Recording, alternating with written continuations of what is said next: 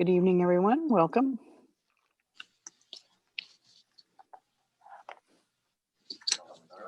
Yes, please.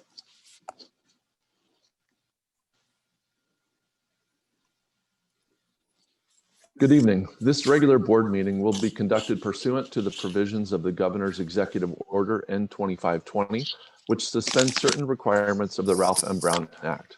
In compliance with Governor Newsom's executive order and in response to the ongoing COVID-19 outbreak, the district will conduct this meeting of the Board of Education as its regular meeting as a teleconference.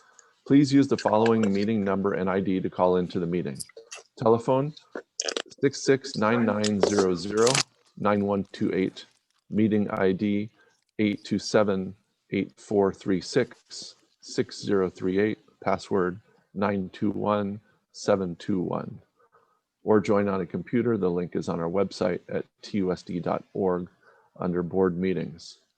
Public comments can be submitted prior to 3 p.m. on the day of the board meeting by submitting the appropriate submission form at TUSD.org/BOE/board-meetings under quick links as well. Participants must be logged in to the meeting via the Zoom link published above or by dialing in. Your Zoom participant name or phone number must match the name or phone number entered on the form so that we may accurately identify you and let you into the meeting at the appropriate time. The guidelines for public comment will be in accordance with Board Policy 2350. Reasonable accommodations for any individual with a disability, please contact my office at 310-972-6001 prior to the meeting. Thank you. Okay, thank you, Dr. Stowe. I do want to call this meeting to order at about 7:04, it looks like, according to our clock. Welcome to all of our guests and our panel that are here with us this evening.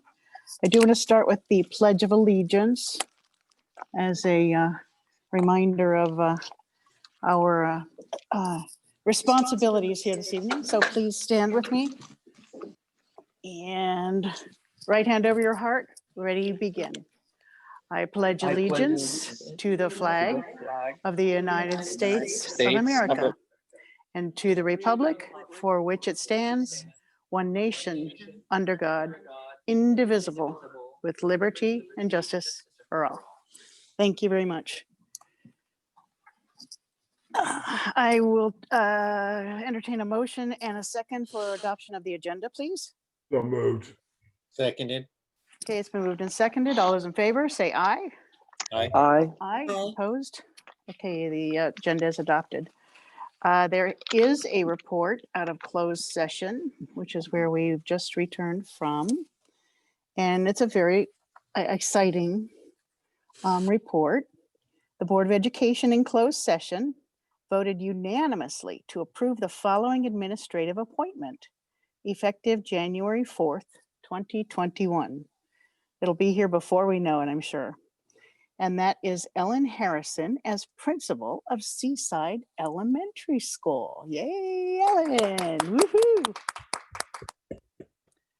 Ellen has served as assistant principal at Richardson Middle School. Some of you probably know her since July 2018. She came to us from the Los Angeles Unified School District, where she served as the International Baccalaureate Coordinator at Marina Del Rey Middle School since June 2017, and math science teacher at the same site since August 2010. She previously served in the LA Unified School District as a mathematics instructional coach and kindergarten to 5th grade teacher at Arlington Heights Elementary from April 2007 to August 2010. And then as a first and 5th grade teacher at the Loyola Village Fine and Performing Arts Magnet Center from February 2003 to April 2007. Ellen received her Bachelor of Arts in Liberal Arts with an emphasis in mathematics from Loyola Marymount University in December 2002, and her Master of Arts in Educational Administration also at Loyola Marymount in May 2009. We would like to congratulate Ellen. Yay, Ellen, thank you. Welcome, welcome to your new position. And since you're here, we'd love to have you take a moment to give us some words of wisdom. First and wisdom. No pressure, no pressure. I just want to thank you.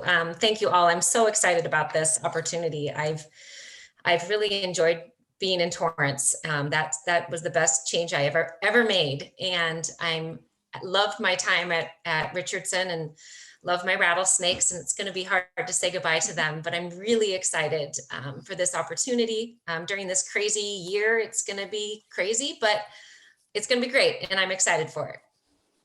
But you do get to move on to a really new and exciting mascot, from rattlesnakes to dolphins. And I started as a dolphin. When I first started teaching my Loyola Village, I was a dolphin.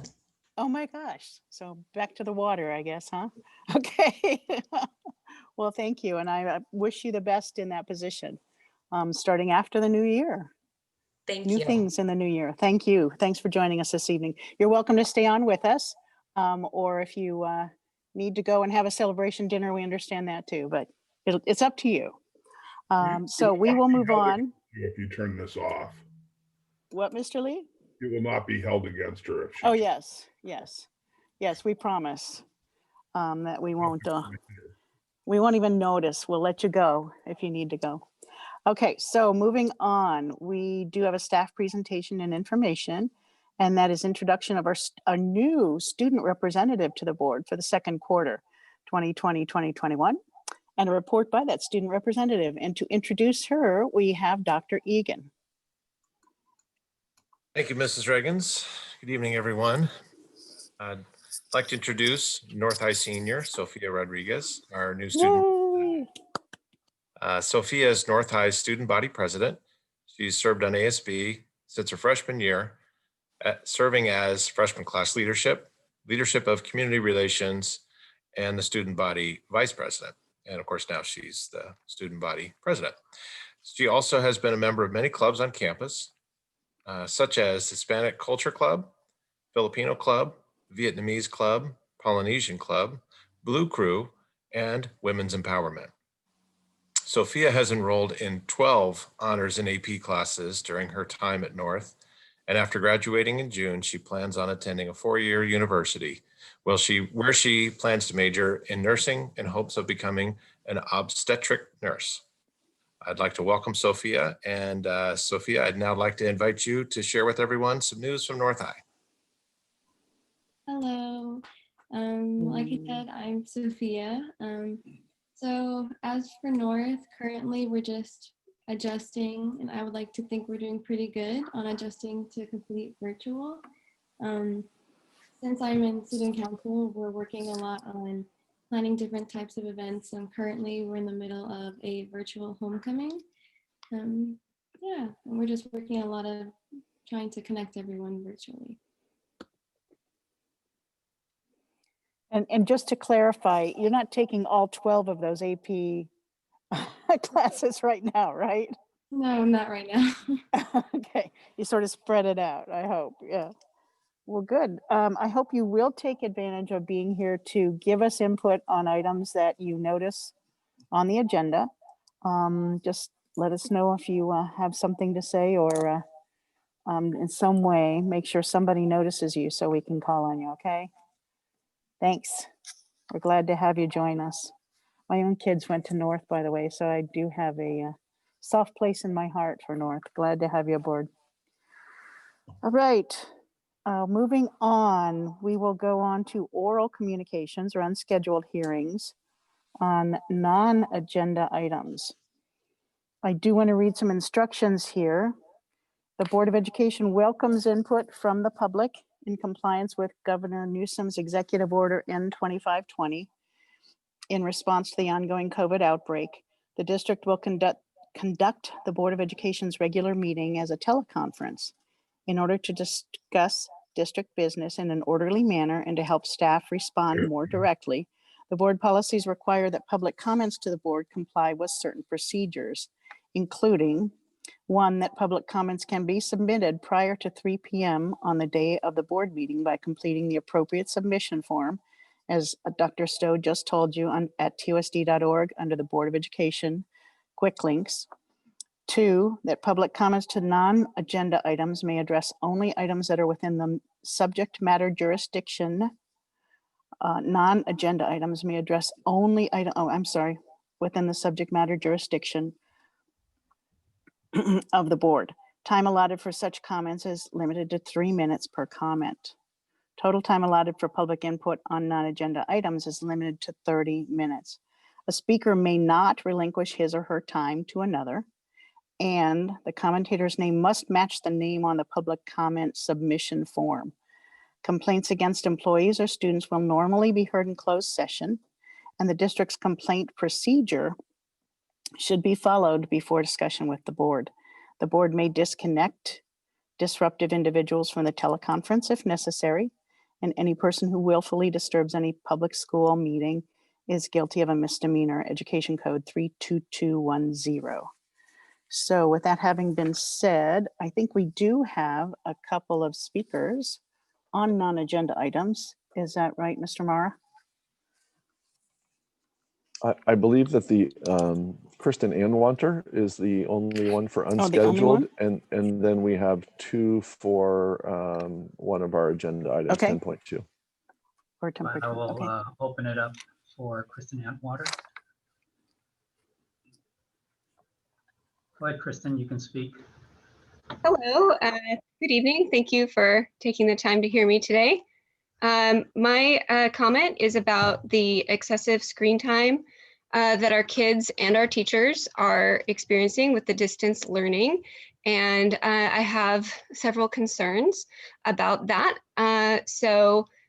Particularly our secondary students, I've noticed. I have a middle schooler, and those students who have that are receiving services through their IEPs are asked to be online and on the screen longer than our other students. And so I'm definitely not advocating to return to school until it's safe, but I do feel that this excessive screen time is a mental health issue. The American Academy of Pediatrics recommends less than 2 hours per day. I have a couple letters from both my pediatrician for my children and neurologist who agree with the 2 hours per day maximum. And so what I'm finding is that my kids are really experiencing a hard time being on the screen for an excessive period of time. My middle schoolers would love to go back to school because working at home on the computer is much harder than being in person. He's been near tears on several occasions. We've had homework assigned on the weekend, on a Friday, due on a Sunday. I've heard the same thing from other parents, particularly with kids in athletics, that they will get a homework assignment due within a couple hours that prevents them from being involved in athletics. And so I feel that mental health is more important than learning loss.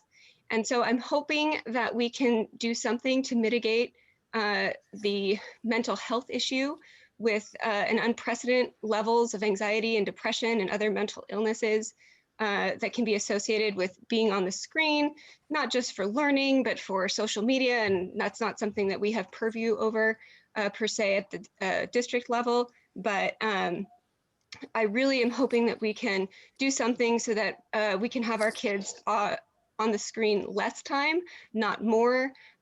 Teachers as well. I'm hearing all kinds of, my husband is a teacher in the district, and between all 3 kids and him, there's many, many hours spent on screens, and it's hard on eyes, it's hard on headache, they're experiencing headaches, they're having a harder time sleeping.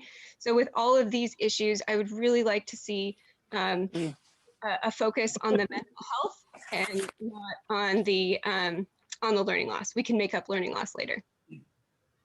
Okay, thank you. Can I ask a question? Are you advocating for going back to school now? No, not until it's safe. Okay, I guess I don't know how to do one without the other, but okay, thank you. Okay, thank you. And that's the only unscheduled hearing comment we have at this point. So we will move on to our discussion action items. Actually, most of these items are for discussion, and there's a few action items too. There are additional instructions here, just to remind you that speakers wishing to address The board on agenda items must complete the appropriate submission form on the district website under quick links again, prior to 3 p.m. on the day of the meeting. Speakers are permitted 3 minutes per topic, and the total time granted for public input shall be 30 minutes per topic. The board policies require the public comments to the board. Are we reverberating here? Okay, the public comments to the board comply with certain procedures, including all of the items that I just read, so I won't repeat them at this point. Our first item is item 10.2, which is reopening of schools update, which is for discussion only, but it is a PowerPoint presentation and a considerable amount of information to be shared at this point. And we will start with, I think, Dr. Stowe. Thank you, President Reagans and board members. To begin with, I'll just let you know this is a little bit lengthy as far as my presentation here tonight. I felt it was very important given that this is an important discussion for the board and for the community, that I provide a little bit of context for where we are and a little bit of history in the last, well, recent history, I guess, the last 4 months. So this school year, the Torrance Unified School District has been a leader and a model in bringing students back to campus safely following Department of Public Health orders here in Los Angeles County. We were one of the first schools in one of the first school districts in the county to bring students back in targeted learning cohorts and for athletic conditioning, and now have over 1,500 students on our campuses daily. We have been continually responding to DPH changes and have adapted our procedures and protocols quickly and safely. This has been a collaborative effort with the Board of Education, our 4 employee unions, district and site staff, parents and community partners, and we all have done our share to make sure that this has gone well. As we respond to this global pandemic, we have remained committed to student safety, staff safety, and that of the community, while still providing a high-quality learning experience for students. There is much to be proud of in how the TUSD community has pulled together since school was dismissed on March 13th. I thank the board, our staff, parents, and community for helping make this happen. Since Torrance is in LA County, however, we must follow the LA County Department of Public Health orders for schools. Currently, Los Angeles is in the purple tier, or tier 1, considered widespread with regard to the COVID-19 virus. On weekly calls with Department of Public Health Director Barbara Ferrer, the superintendents in Los Angeles County are continually reminded that the county can have more restrictive measures than the state. In the last week of October, the Department of Public Health released updated guidance on bringing students back to school. This is the first regularly scheduled board meeting since these updates were released, and now is an opportunity for the board to discuss these changes and their implications for the Torrance community. Just as we did in July on master schedules and in September on initially bringing students back in small cohorts and for athletics, tonight is an opportunity for the community to comment and for the board to provide direction as to whether or not we bring back more students to campuses. Tonight, I will provide some context as to the latest changes and options that we have as a district moving forward. Since Southern California school districts closed in March, our board and district and site leadership have gone through a very strategic process to engage our community and make decisions in a way that prioritizes safely. We are again being asked to review the latest DPH orders and guidelines and how we can bring students back while also meeting their educational, social-emotional needs with safety for everyone. So next slide, please, Gil. In May, we began the planning process to return to school through the formation of a task force comprised of representatives from all of our stakeholder groups. Throughout the summer, we met weekly, and there were 5 subcommittees that met even more frequently to develop and discuss the implementation plan and address changes as they arose. Focus throughout the summer was on scheduling students into the blended and distance learning models.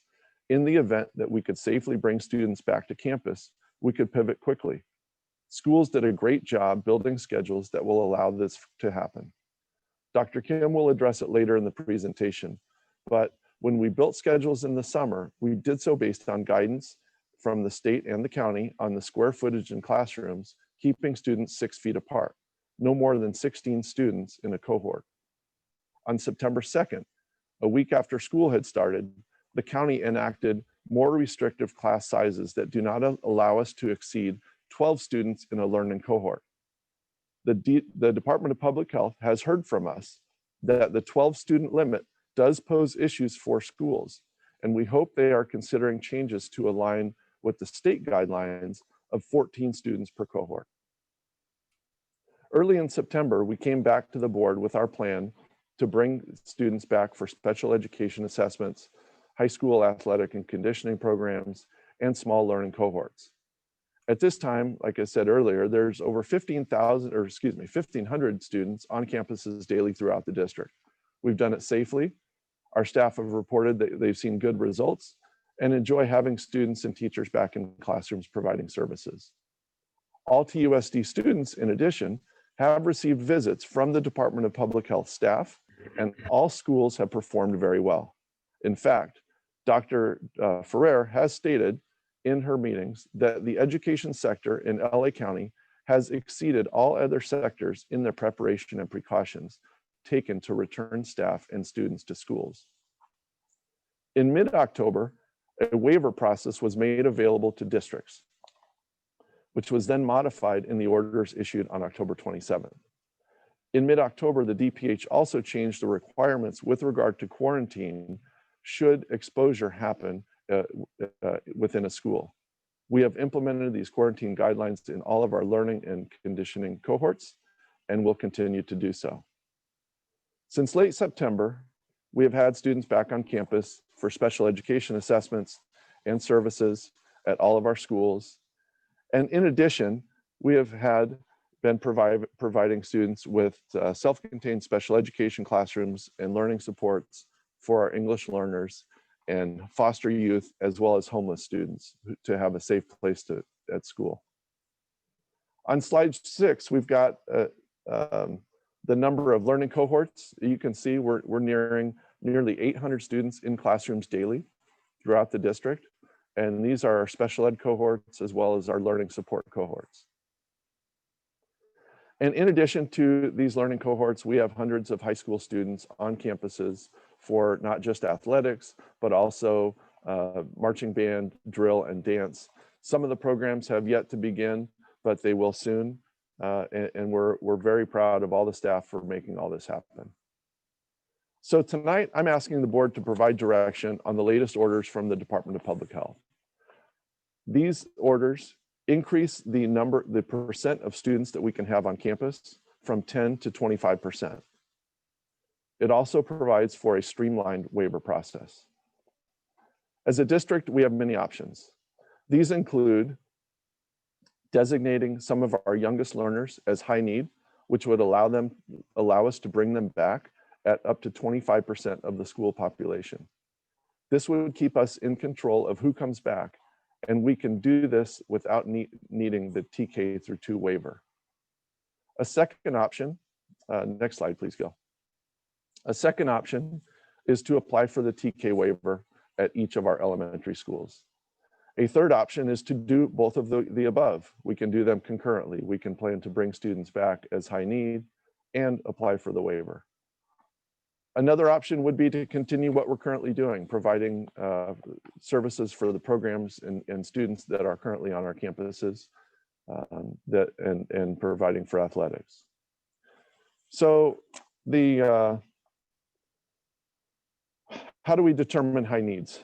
So I'm going to ask Dr. Crumpy now to speak a little bit about some of the research and some of the information that she has in working with our teachers at the TK, K, and first grade levels as it relates to what are some ways that as we look at these students, look at these young learners, why would we consider them as high need?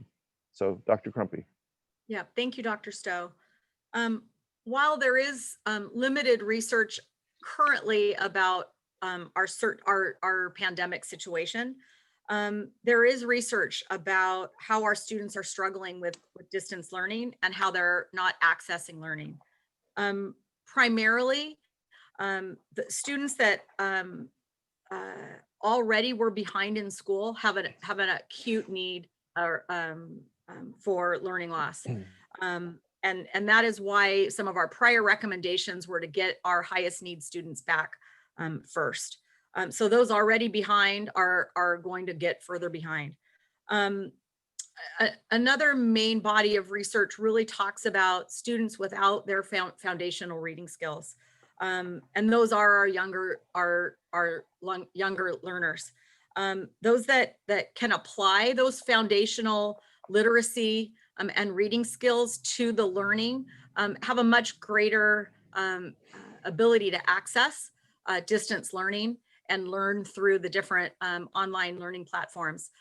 Those young students that don't have that foundational skill are more apt to struggle, and we're finding that with a lot of our kids. And lastly, there's students that are age 6 or below really struggle with both cognitive building skills and socialization as they try to access distance learning. We have a subcommittee of TKK1 teachers. Many have been meeting throughout the summer. We paused for the start of school and have recently resumed with some continuing teachers and also some new teachers that are specifically teaching blended learning. And they concur. There was a great consensus to really a desire to return and wanting to return with the struggle that is real. So, research aside, what are some of our teachers are talking about not being able to see what they're doing. And even as simple, something that seems as simple as being able to know whether they're holding scissors correctly, how they're holding a pen, things that we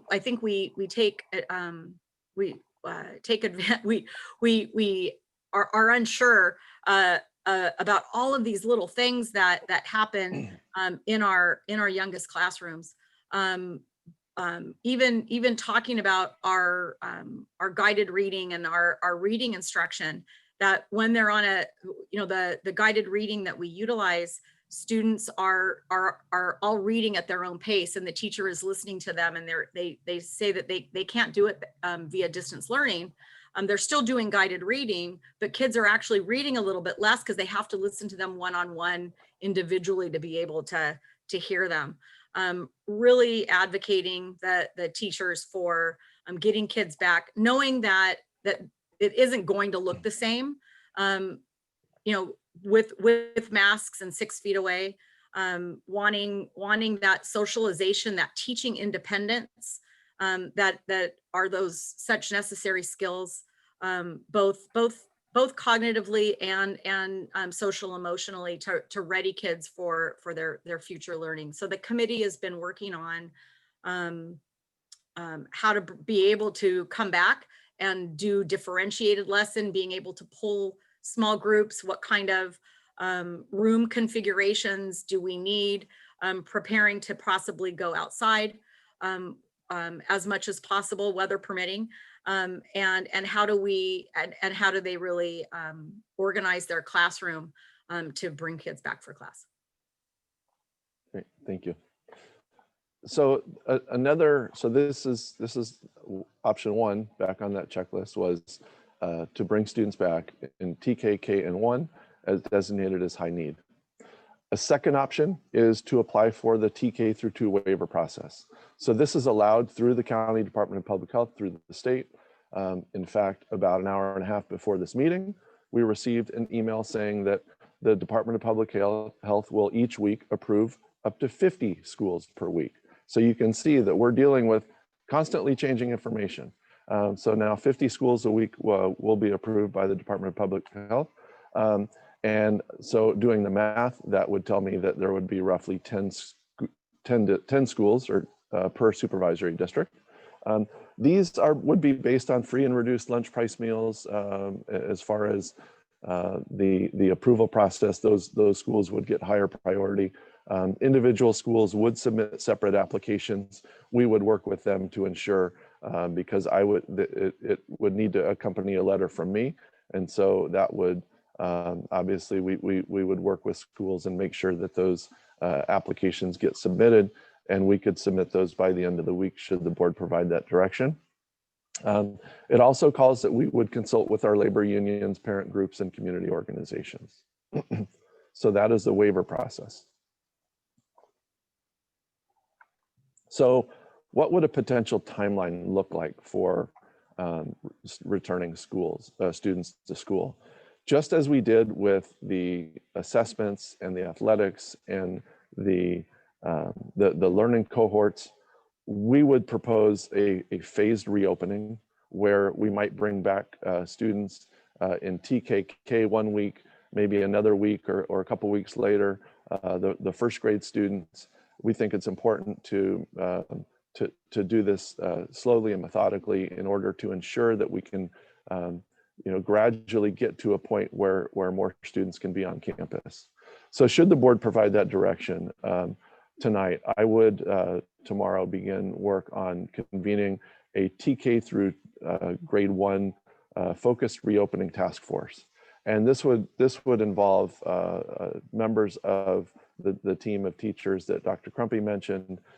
It would also involve members from our associations and school principals to be able to address all of the different details that we would need to ensure that we can return safely. A timeline, if things go as planned, I would see that we could notice our teachers prior to the Thanksgiving break of a potential return date, with maybe Wednesday, December 2nd being a planning day, and then December 7th, the first day for students in grades transitional kindergarten and kindergarten, so that those students would have 2 full weeks prior to the winter break on campus. Then I would propose, again, this is just a sample timeline for the board, that on January 4th, following winter break, we would bring back the first graders in addition to our TK and K students on school. So our main focus would be to bring students back safely, and the purpose of this task force would be to vet each detail to ensure that it's done well and that we've addressed all of those concerns that are being brought forward by our various stakeholder groups. So Dr. Kim and Dr. Butler now are going to provide a little bit more information as to what our plan would look like should we return students to school. So Dr. Kim. Thank you, Dr. Stowe. Regarding our next steps, first we'd need to determine if all blended transitional kindergarten, and first grade students are returning to in-class instruction or not. Distance learning students would remain in distance learning. So first, based upon our board direction, we'd inform blended families of a possible return date, as Dr. Stowe mentioned some possible dates. Each school would schedule and hold a virtual parent Q&A to give more information to parents and answer their questions. You may recall during the summer, families were able to opt into the distance learning model that we currently have.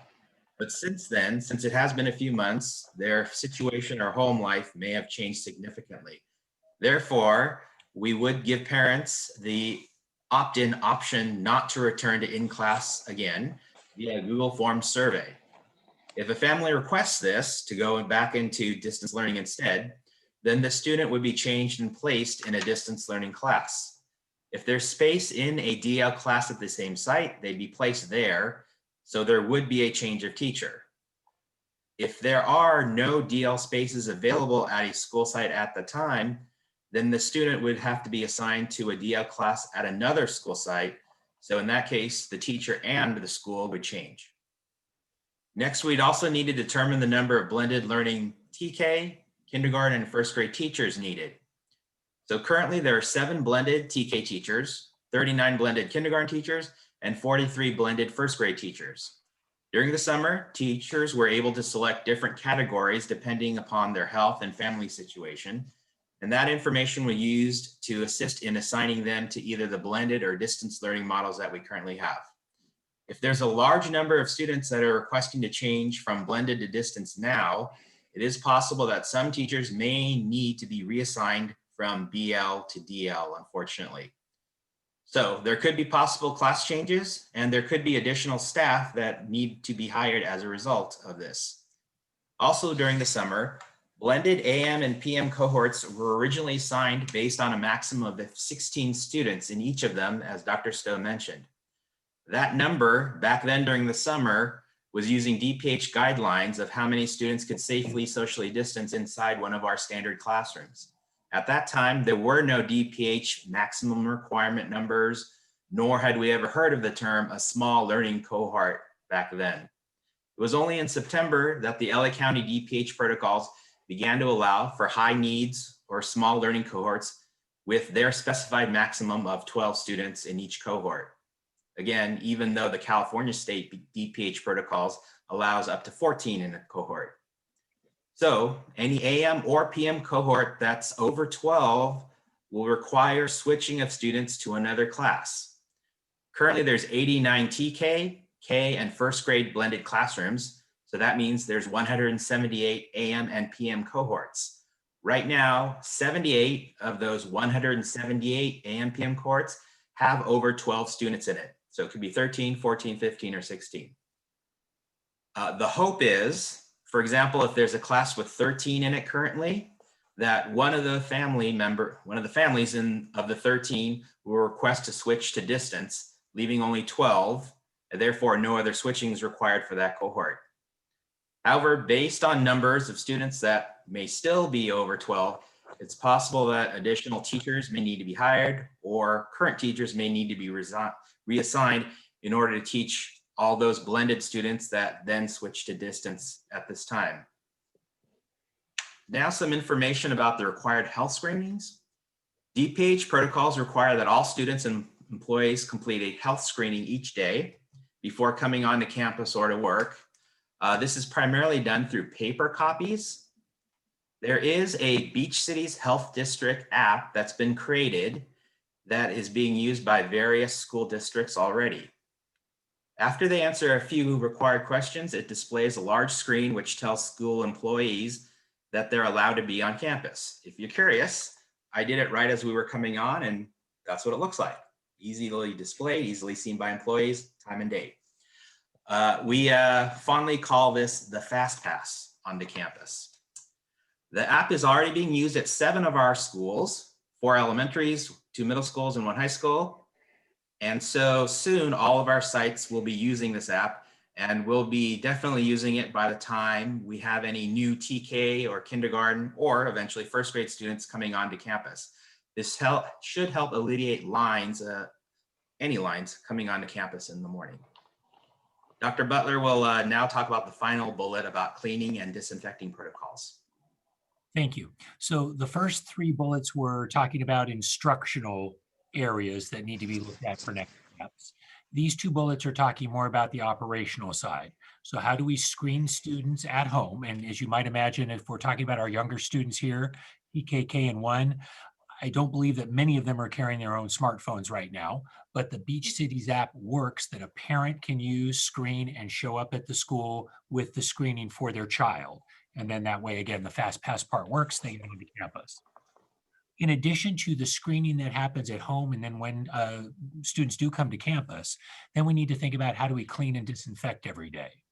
So again, as we're focusing on TKK and first here, that part will be able to be done. The cleaning between the AM and PM cohorts will be done by staff.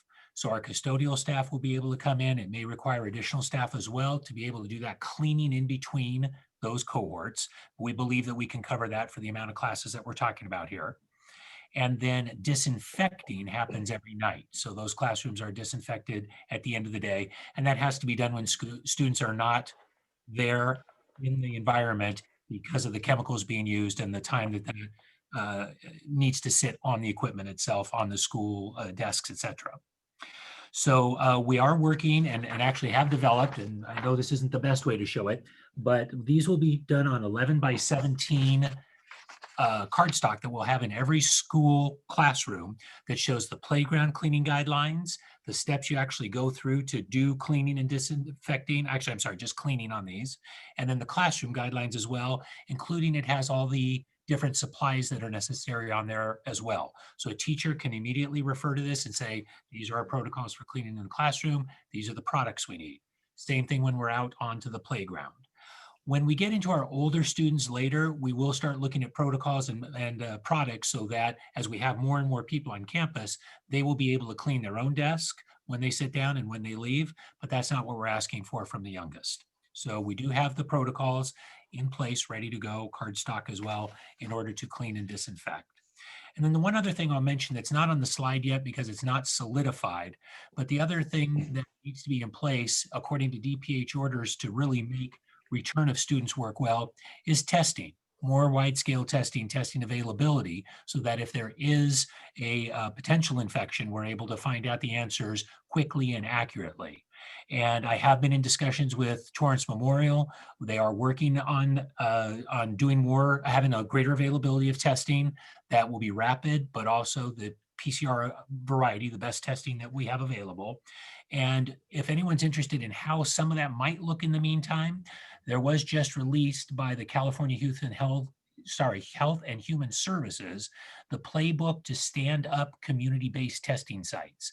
And so that will be the backbone for the testing that will be done at Torrance Memorial, that will be more available and ready, and that is supported by the state government. So we figure we're still a couple of weeks away from being able to start ramping that up, but we look forward to doing that as well.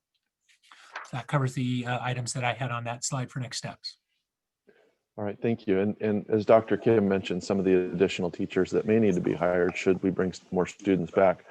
We did anticipate this. And so we, through the planning process with the learning continuity plan, Dr. Crumpy did build in additional funding out of the learning loss mitigation funds that we received from the state in order to provide additional teachers for a situation, in a case like this. So, you know, whatever the board decides tonight, I would send out a communication tomorrow to parents to let them know of what they can expect from schools in the coming weeks.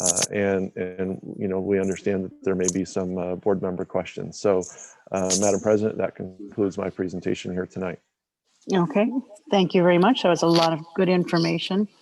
I just want to direct you to slide 9, which is the next steps for consideration. So when Dr. Stowe is talking about what the board decides, there are 4 items here that he would like our direction on.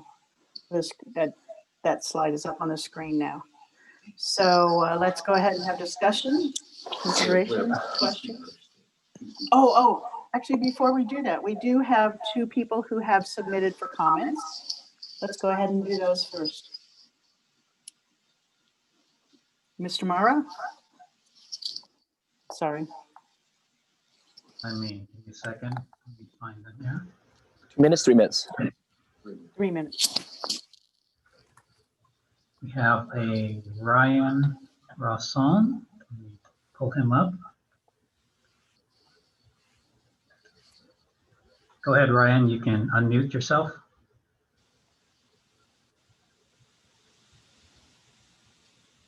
How about now? Can you hear me? There he is. Yeah, now we got you. Much for this meeting. Thank you so much for being board members. I know it's a thankless gig, and I think especially the governor, our legislators, our congressmen, the county, they seem to all be kicking all the decisions to you. I want to thank you for keeping this on the agenda. I want to just shout out our great teachers and principals. Karen Elder is my teachers are really going above and beyond. And I'll tell you, I had this moment where I just felt like, let's not do any more Zoom assessments. Okay. If somebody can write that down, just ask the teachers how the kids are doing. I think they're going to be able to tell it to you pretty cleanly. What I'm begging of you all, and some of you are fantastic at this, Don Lee, Jeremy Gerson, James Hahn, bless you. Anil Muhammad, who's coming, congratulations, Jasmine Park. Please write to us more as parents.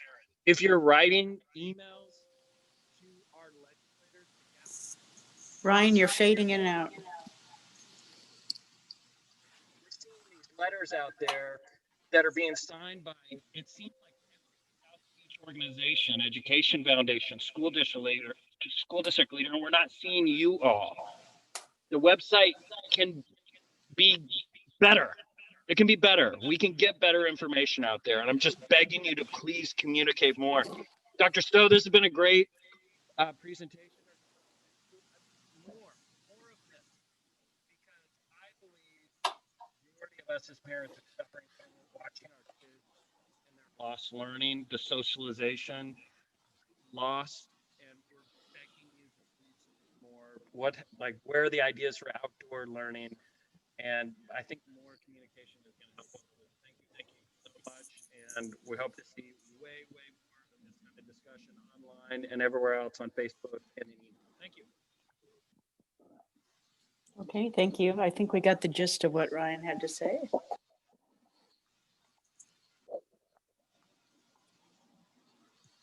Next, we have Deb DeBush. Bye, Deb. Good evening, everyone. Good evening, President Reagan's, school board members, Dr. Stowe, and Cabinet. Deborah DeBush, President of Torrance Teachers Association and second grade teacher, Riviera Elementary School, 1619 Cravens Avenue. First, as President of the Torrance Teachers Association, I am here with the same message of health and safety that TTA leadership has expressed since the onset of COVID-19 in March of 2020. The health and safety of employees, students, and the community should be the highest priority and the forefront of any discussions here tonight. As the pandemic numbers continue to grow and the spread of cases across the county has not been stabilized, the schools within TUSD should remain closed. The school board and district should continue to advocate for a 100% distance learning model until it is safe to transition into a phase of learning that goes beyond the allowance for reopening with 25% of school site population put forth by the County Department of Health. Now, as an educator, I agree that the classroom setting is the best place for learning to occur. However, I find it insulting that the term loss of learning implies that students are not learning. It goes without saying that all students benefit from face-to-face interactions during their learning, but the return to class is not going to be school as usual. What does this mean for our students? What educational benefits will they get that they are not getting now? Everyone on campus will be required to wear masks and practice 6 feet of social distancing, which brings me to the pictures that TUSD has on the website. I think we need to look at that, and I think we need to take them down. A return to the classroom should happen only when and if transitioning to an in-person model is safe and sustainable for all students and employees. The current return to school requirement is 12 students in each AM and PM cohort. I appreciate you, Dr. Lee, speaking about what are my students going to do. The social and emotional toll of such a restrictive environment and moving students away from their established class, routine, and teacher is far more detrimental than the current distance learning model.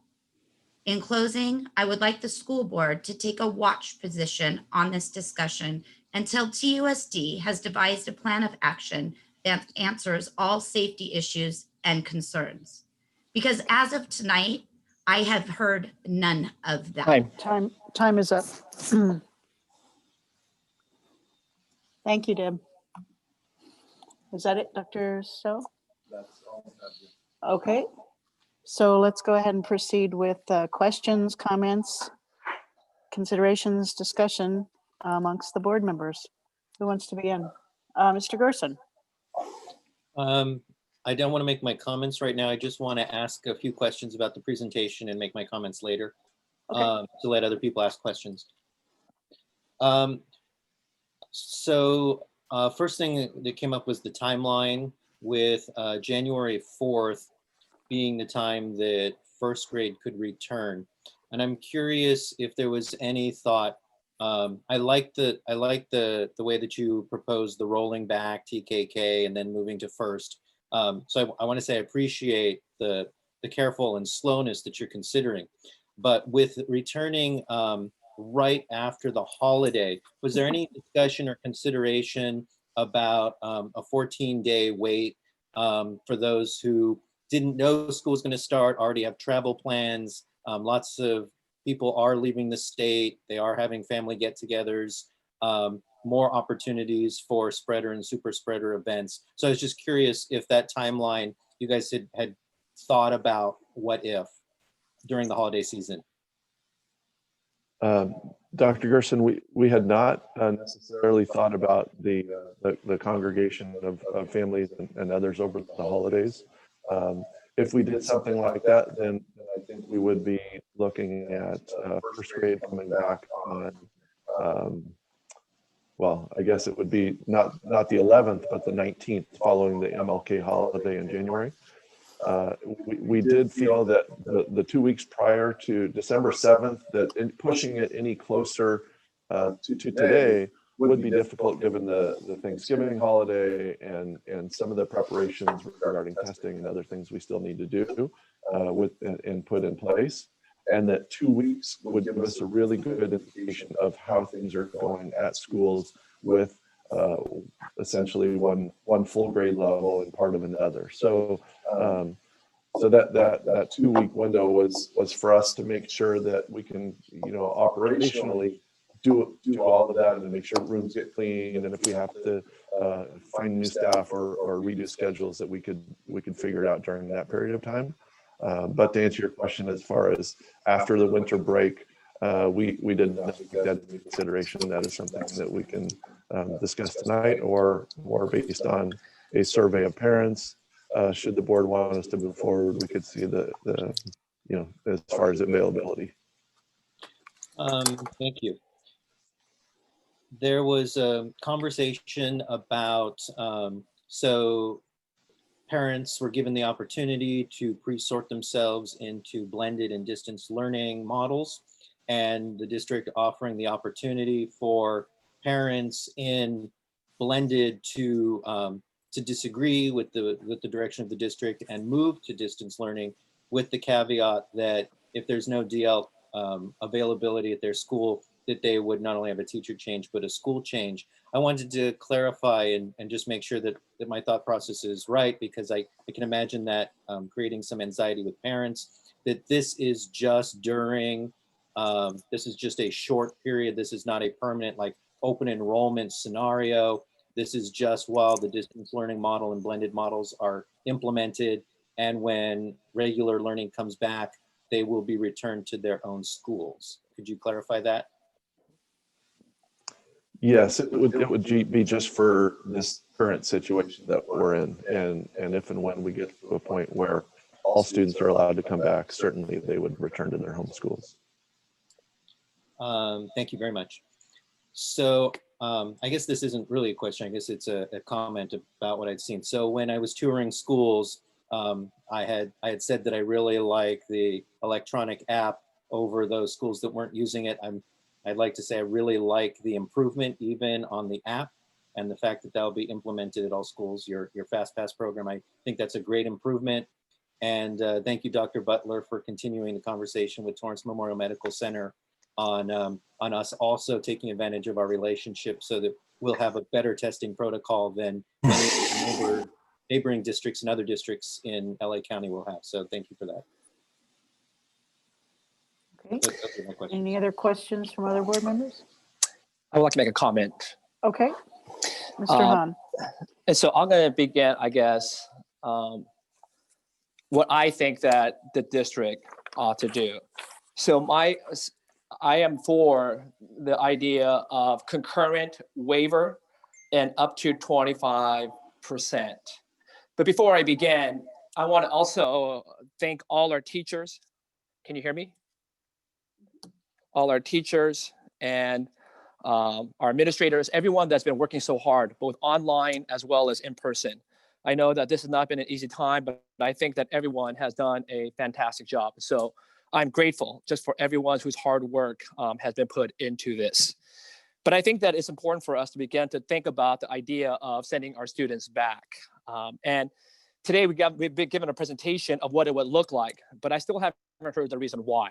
And I think that I would like to argue why it is appropriate for us, our students, to come back. The issue that we have to address first is the issue of safety. Safety is always going to be the number one reason. And understand our duty as a board here is to ensure that our students receive the best education possible. And therefore, if we all agree that the best way for our students to learn is to do it in person, regarding whether it's mask or social distancing, even next year, we're still going to have to wear masks. We're still going to have to social distance. That's going to be a part of this for a while. That's not going to change. But the reality is that we have to give our students the best opportunity to learn. And if everyone's saying that online learning is not the best opportunity, then this has to be it. And so that's my duty as a board member, to ensure that our students have the best way to learn. But the issue of safety comes into play. But I can't make that call. LA County Department of Health has to make that call.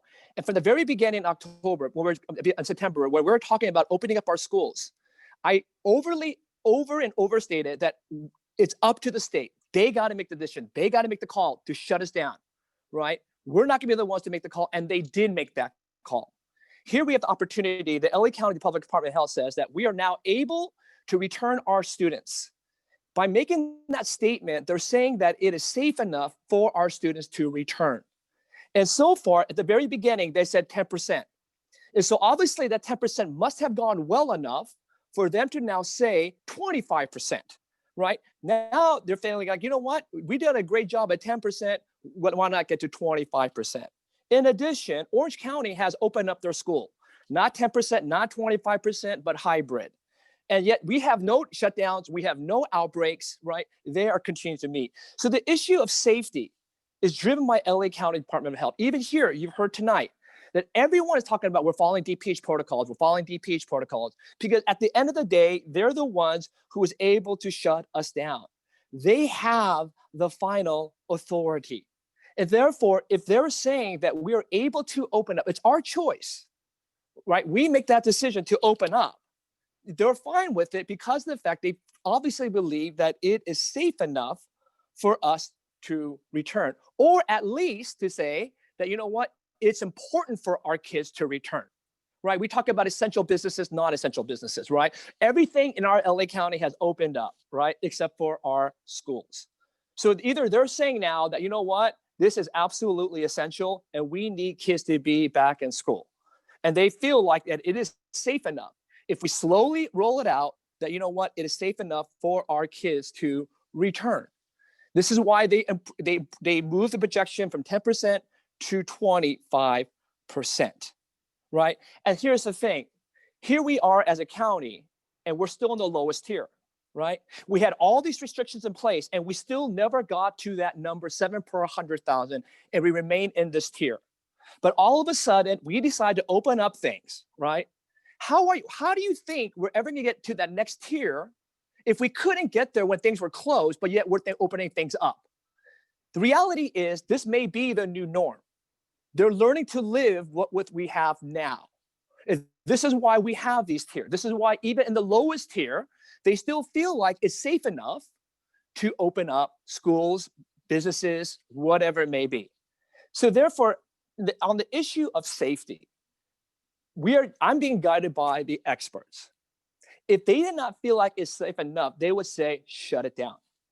And they might. They may say shut it down in a couple of weeks. They may say shut it down in 2 months, 3 months. But that's their call. They're the ones who are going to have to shut us down at the end of the day. So in terms of safety, it's LA County Department of Health that gives us the guidelines. They're the ones who give us the green light and red light. And because they've given us the waiver, I feel like it is safe enough for our students to return. Not only that, but the second thing that I feel like that we need to address here is the issue of, well, why the waiver? Why TKK? To me, it's all about vision. Why now? in my opinion, I believe the LA County Department of Health is trying to slowly open things up, right? They don't want everything to come at all at once, but slowly open up and see how things are progressing. That's why we did 10%. That's why we did 25%. Part of my vision is I believe that in the spring, we will be back as a hybrid, right? The blended learning will be back. The blended learners will be back, right? And so because the blended learners will be back, right, in 3 months from now, it should be important for us now to slowly get to that point where we feel comfortable to bring all those students back. Orange County did not have that privilege. Orange County, as soon as they got the green light, hybrid, I mean, blended. Everyone who were in the blended learning, they all came back at once. But we're not going to do it that way. We're going to slowly open up. And that's why we start now, so that we can gather the data, so that we can see how we progress, so that when spring comes, we're ready to open up. This is why I feel like we need to do this now. I would hate for us to get the green light in spring and say, boom, here we go. That's not the best way of doing it. I feel like, you know what, we slowly open up so that when spring comes and we're given the option of bringing all of our blended students back, we're able to know the data, we know our protocols, we put things in place, and we feel good about the fact that, you know what, we're ready to go. This is why I feel like this idea of bringing the TK to first right now is important. Then why the waiver? The reason why the waiver is important to me is because it gives us flexibility, right? If we wanted to bring second grade back, it gives us that flexibility. Understand, just because you applied for the waiver doesn't mean that you have to apply the waiver at that moment, right? We have the option of doing now, later, or whatever. But it gives us another tool. Right now, during COVID, it's all about flexibility. So the thing is, if we have the waiver, it gives us a flexibility to say, hey, we're ready to bring our second kids back, regardless of worrying about, what DPH, what their guideline is going to be at that moment. We would feel comfortable that, hey, we got the waiver, we can go to second grade and we can bring our second grades back. This is why I think the waiver is a good thing. And not only that, the past 3 months working with watching DPH operate, right? They're very slow, but they're very methodical and I think purposeful. And I think the reason why they have this waiver process, let's say later on, maybe in February, they're gonna say, you know what? You can bring the 3rd through 5th grade back, but as long as you have a waiver in place, which is very possible because they've already seen the waiver. They've already seen how we done TK to second grade. And they say, you know what? Everyone that has done a waiver, we already know who you are. We already approved you. So we feel comfortable with 3rd through 5th. Now, if we don't have that waiver in place, then later on, then we got to wait another additional month or how long to bring the 3rd to 5th back. My thing is, what does it hurt for us to have this waiver? There is nothing hurts us in any way. It just gives us more flexibility to say, hey, if they change the rules to 5th grade, then we have the waiver in place. If we want to bring second grade plans, we have the waiver in place. It allows us that flexibility without making us do something where we don't feel comfortable. So that's why I think the waiver is a good thing. There's nothing that hurts us in applying for the waiver. It just gives us an option so that when we're ready to move, we can move and operate. Now, one more thing on the issue of safety, right? Understand that we already discussed, we talked about this even here, that before the school year began, we had people who are blended learners and we had those who are distance learners. This is for those blended learners. These are the ones that already said that they would want to come back when the school decides to open up or to bring back students. And so therefore, for the distance learner, if you feel unsafe, you still have the opportunity to learn from home. You were given that option, right? This is what you chose. But the blended learners had wanted to come back. And when we have the opportunity, I think it's fair for us to say, hey, here is the opportunity that we have. Yeah, it's limited, TK through second, but this is a good place for us to start. That we know what, we can get the data, we can watch what they're doing and go from there. And so this is why I think that we ought to have the waiver in place as well as to bring back our TK through 1. Because again, where do we see ourselves? I'm not doing this because every school district in South Bay has already applied for the waiver. For those of you who do not know, El Segundo, Manhattan Beach, Redondo Beach, PV, they've all applied for the waiver. We are the only district in this area that has not applied for the waiver yet. But that's not the reason why we're applying for the waiver. I'm not just doing it because everyone else is doing it. The reason why I want to do it is because of the fact I have a vision. My vision is that these blended lunar students will be able to come back in spring. So if that's my vision, this is where I see us projecting to, then I got to make sure that we put things in place so we're ready for that day. This is why I bring back TK through K. This is why I have that waiver process in place. It's for those who are blended learners. The reality is right now, there has been great inequity. All the private schools, Governor Newsom has his kids back at school. But as our kids who are in public schools that have been restricted. And I think that, you know what, it would help with the inequity issue if we were able to bring our students back. Yeah, it's not going to be like how it was. But it's, at the same time, I believe it will be better than what it was online. So this is why I argue for the fact that we bring back for TK and the waiver.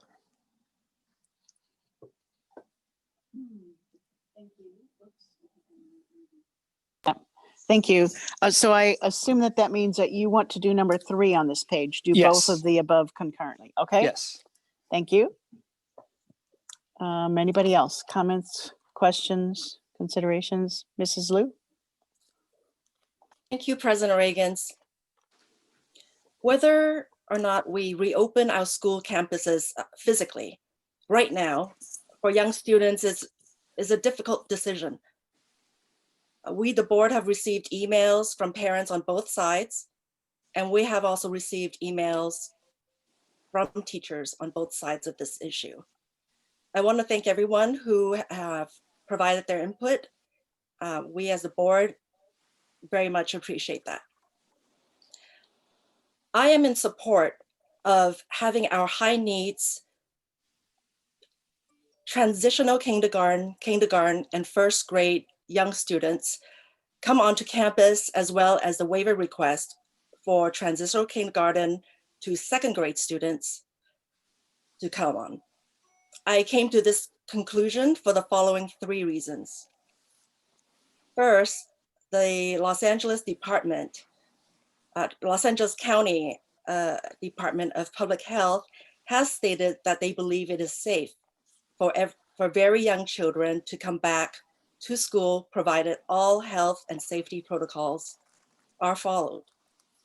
Second, very young children are less affected by the coronavirus and transmit it less than adults. We know a lot more about this virus than we did at the beginning of this pandemic. In March of this year, the government had told us to all go into a lockdown because we did not fully understand how this virus was transmitted. Since that time, medical experts have concluded that the virus affects very young children differently. It is rare for a very young child to be sick with COVID-19, and the rate of transmission of the virus is low among very young children.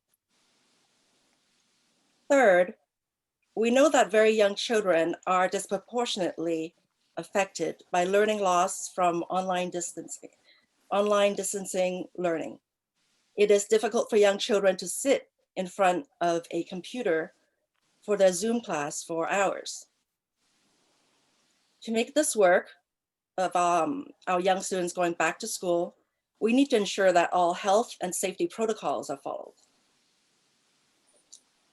Thank you to the community, including parents, teachers, paraeducators, all stakeholders for working so hard this summer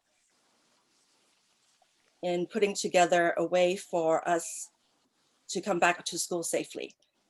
There are many safety protocols, but if I'm correct, oh, by the way, thank you also cabinet and staff of our TUSD. You guys are great also for putting on together all the recommendations and how to implicate the implications of the school coming back. Among the main safety protocols is wearing a mask and staying 6 feet apart. I'm a little disturbed that the front page of our website, as Ms. Tabush mentioned earlier during orals, are showing no distance, social distancing between the kids or the teachers. And I see that there's also another picture of 2 kids sitting in class without their mask on.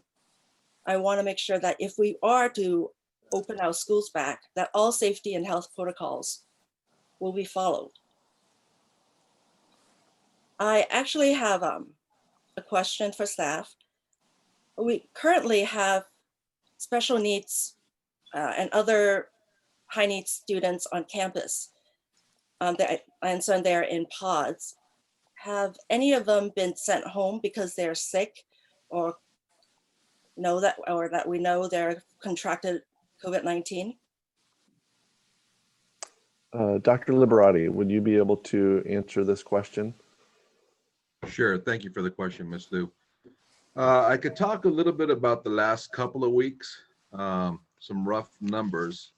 So the week of 10/26 to 10/30, we had roughly about 90 students that were sent home because they came in contact with somebody in their class, with an individual that had COVID-like symptoms.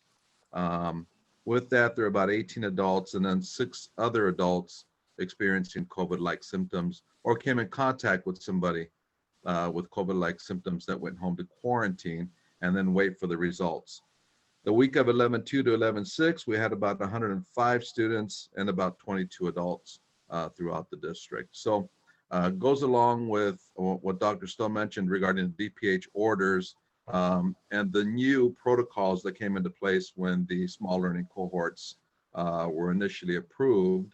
And that is when anybody comes in contact with somebody who's experiencing COVID-like symptoms, the entire cohort or class is asked to go home and wait for the results. I hope I was able to answer your question. Yes, it did, Dr. Deliberati. Thank you very much. I'm very pleased to hear that we are following the protocols very closely, and that if there are pods of kids who are sick, we will send them home and have them being quarantined until the required time period. Thank you. I would like to clarify though, these aren't students that are being sent home because there's a COVID outbreak. It might be, you know, stomach ache or headache or any of the symptoms that are related to just general illness as well. So I just want to clarify that we have not had cases of COVID in the schools. Am I correct there, Dr. Liberati? You are correct. We've not had any transmission of a positive COVID case within our schools, although we have had folks contract COVID outside of our schools, a few, but non-contracted within our schools. That's very good. Thank you. It really shows that your safety protocols that you guys work so hard for is being effective, and that you are actually being extra cautious, not just with COVID-19, but possibly other sickness too. So thank you.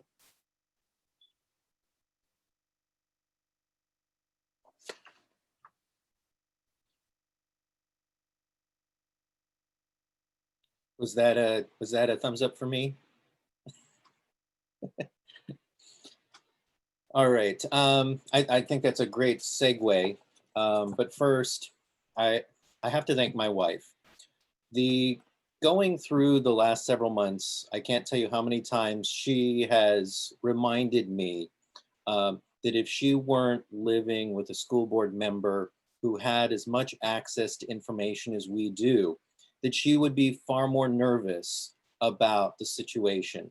And having, for example, that we have weekly access to Dr. Ferrer, who has been so incredibly pro K-12 and so open and available to all of us, whether it's the superintendent's meetings, whether it's elected officials, whether it's specifically for K-12 officials and district administrators.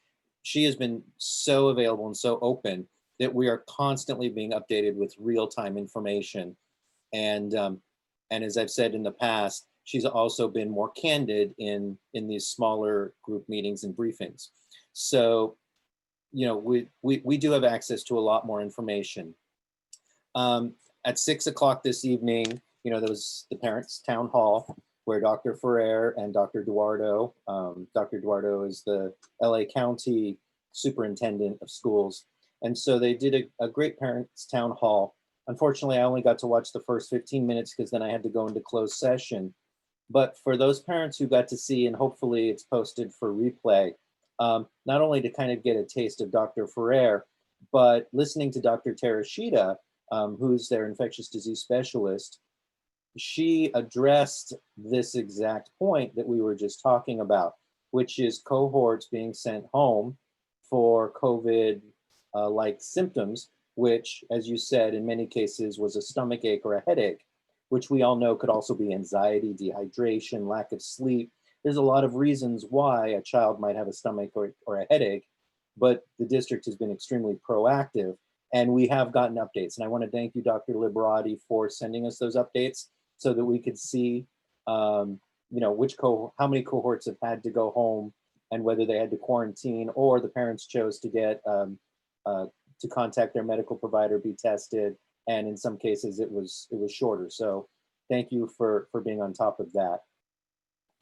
This has been an incredibly challenging position to be in, and you know, I want to thank Mr. Hahn. I think that you have been, you've stuck to your guns. You've said the same thing through the entire process, been very consistent. You know, I want to thank you, Mrs. Liu. I think you covered a lot of important points. And it is so challenging to come to a decision. So as Mrs. Liu said, I also received a number of emails, 48 of them, in fact, just in the last 7 days, related to this exact decision, 73% of which pushing me to want to pick option number 3. But of those 48 emails, I got one from a student, and that, you know, that's the reason why I'm here. That's the reason why I think we're all here, is the district exists to, you know, support and educate and be here for our students. And just a couple of sentences from her email, you know, she writes, "Personally, I am not good at online school at all. I would do much better in a real learning environment in the classroom." And she goes on to explain a little bit more about her feelings and her friends and her interactions. And, you know, I think that's poignant in going, what is best for the students educationally, which I hear the district advocating for coming back. So that gets me to the second point, going, safety. Is it safe enough? And I know that we have the state and we have the county who are making decisions. But unfortunately, I've watched how those decisions, you know, even though our governor will say that it's data-based, I've seen him make emotional decisions. I've seen him move the goalpost. We were waiting, and LA County finally broke below the 200,000 per 100,000 back when the governor decided that we were doing a 14-day cumulative daily average per 100,000. And as soon as we reached that point, he opened up hair salons, which in LA County is 14,000. And the K6 waiver disappeared. And that was for safety issues, you know, safety reasons that LA County DPH took that off the table. And, you know, a group of electeds went to her and said, would you consider TK through 2? And she immediately said, yes, that sounds doable. Let me take it back to my team. And 2 days later began discussing that as part of her briefings, because she's always been committed to K-12 schools. And then her second commitment was to malls. But then the supervisors came out and opened nail salons and breweries and card rooms. And that pushed us into a different situation. So the supervisors were putting their priorities ahead. And so, you know, as much as I appreciate the governor and the county supervisors, Dr. Ferrer is the one person through all of this who, you know, has been consistent, has been available, is knowledgeable, and proven to be incredibly intelligent and reasonable. And so having her in my ear every week has helped me keep a level head in the situation. So then I have to look, is it safe in our area? And, you know, we all get the data. Anyone who signed up for Torrance Alerts can see the daily case rate. Today, during the parent town hall, everyone got to hear that the LA County positivity rate is still 5%, which is well past tier 1 into, I don't remember if it's tier 2 or tier 3, I didn't pull up the numbers again, but has been great. It's that positive daily case rate. And when the governor changed us now to a 7-day average, which is, the 3 weeks ago is when it started. So there's a 2-week lag in numbers. We can look at our current numbers. So, on November 2nd, we were at 1,601 cases. As of yesterday, it was 1,655. It did go up 5 today, but that was already after the meeting started. So I couldn't do the calculations. But we could see that that is 7.7 cases for the people of Torrance. But it's not per 100,000.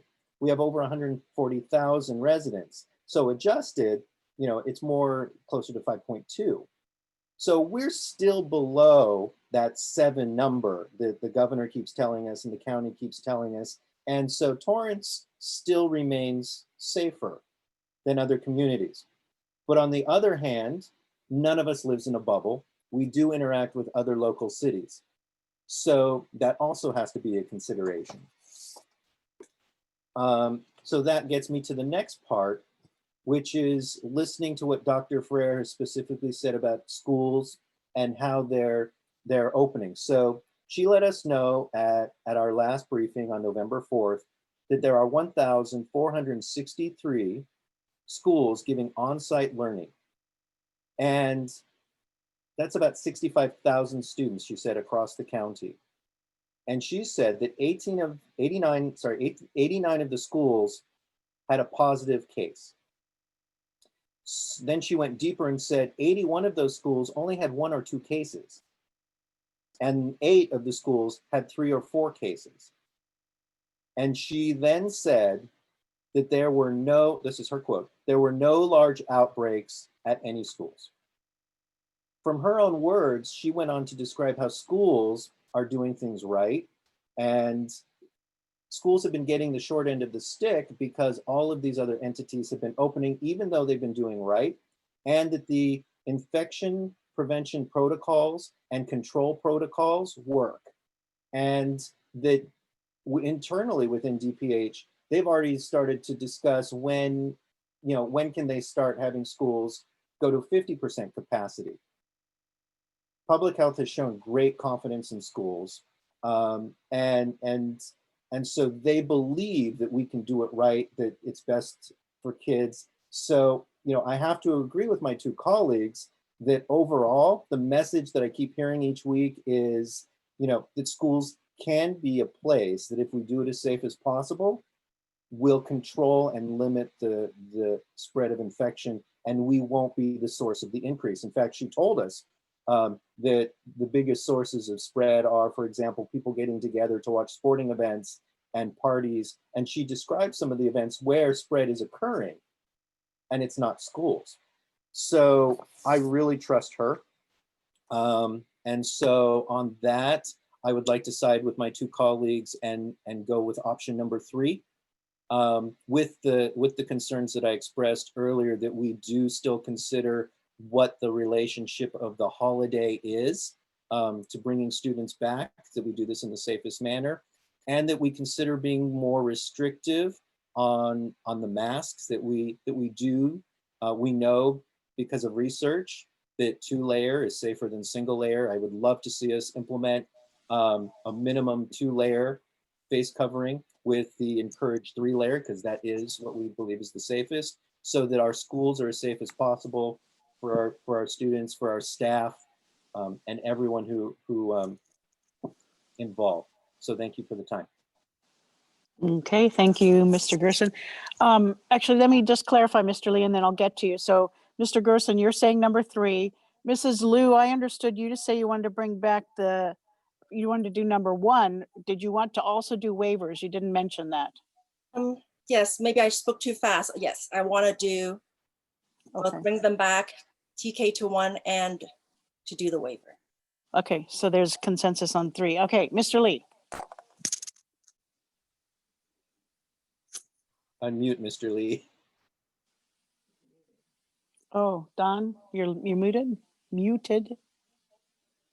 Uh-oh, did he die? There we go. Oh, he's back. Technology thingy. And Yes. so anyway, our last meeting here, Mrs. Reagan's, we get to make hard decisions. and pretty much went back and forth kind of over the last couple of weeks as we've been talking about it. And listen to my colleagues. In fact, there was somebody did an oral at the beginning of the meeting that brought up a really good point, you know, that kids can't stare at a computer screen all day, even though it seems like mine all stare at their phones all day, but maybe that's different. But I could see where that would be, you know, pretty tedious and pretty hard. And certainly my friends that have kids at home, the vast majority want them out of the house and at school mostly because they think they'll learn better, but I'm sure there's other reasons as well. But we've got to make steps forward. I think California, certainly Torrance, certainly the South Bay has done a good job of not letting this get out of control and really kind of controlling what we can control.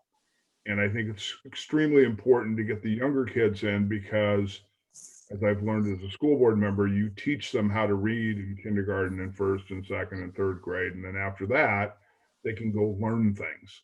And so if they don't know how to read, they're at an extreme disadvantage. And I still, you know, I commend everybody that is teaching kids how to read on a computer screen. And so I think it's hugely important that we at least put our toe in the water. I think staff has come up with an excellent plan to be able to do it. We're not rushing in there all at the same time. We're taking small incremental steps. I know not everyone will be happy with this, but I think it's the right thing to do at the right time. And I think that we can adjust. We've been pretty nimble since November 15th of March 15th of this year. Seems like last year, doesn't it? It does, yeah. So I have a lot of faith in staff, their ability to adapt, change, move things around and get it to go forward. But I think now is the time that we need to take the next step, which frankly, I'm pretty happy I get to do while I'm still on the board. So I will be going along with option 3 as well. Okay, thank you, sir. I have a question, actually. Is there any downside to pursuing the waivers at this point, Dr. Stowe, going ahead and submitting those waiver requests or applications? I don't believe so. You know, I think one question that the board will have to discuss, and it doesn't have to be tonight, is do we wait until, well, it might need to be tonight because I don't know how quickly waivers will get turned around. They say 3 weeks, but then we've seen less. But we have 17 elementary schools. And so based on the new numbers from the DPH, if they approve a maximum of 10 per supervisor's district, right? It's unlikely that we're going to have all 17 or even half of our schools approved in the same week. So I would want to know what direction the board has as far as, do we want to look at implementing the waiver at schools as they get approved? Do we want to wait until all 17 get approved and bring it back to the board and have that conversation? Because I don't want to create confusion in the community that maybe one school is open, but the other school in that same geographic region of the town is not open for the second graders in this case. And why is that? So that's just a question that I think maybe there can be a brief bit of discussion on in how we want to handle that.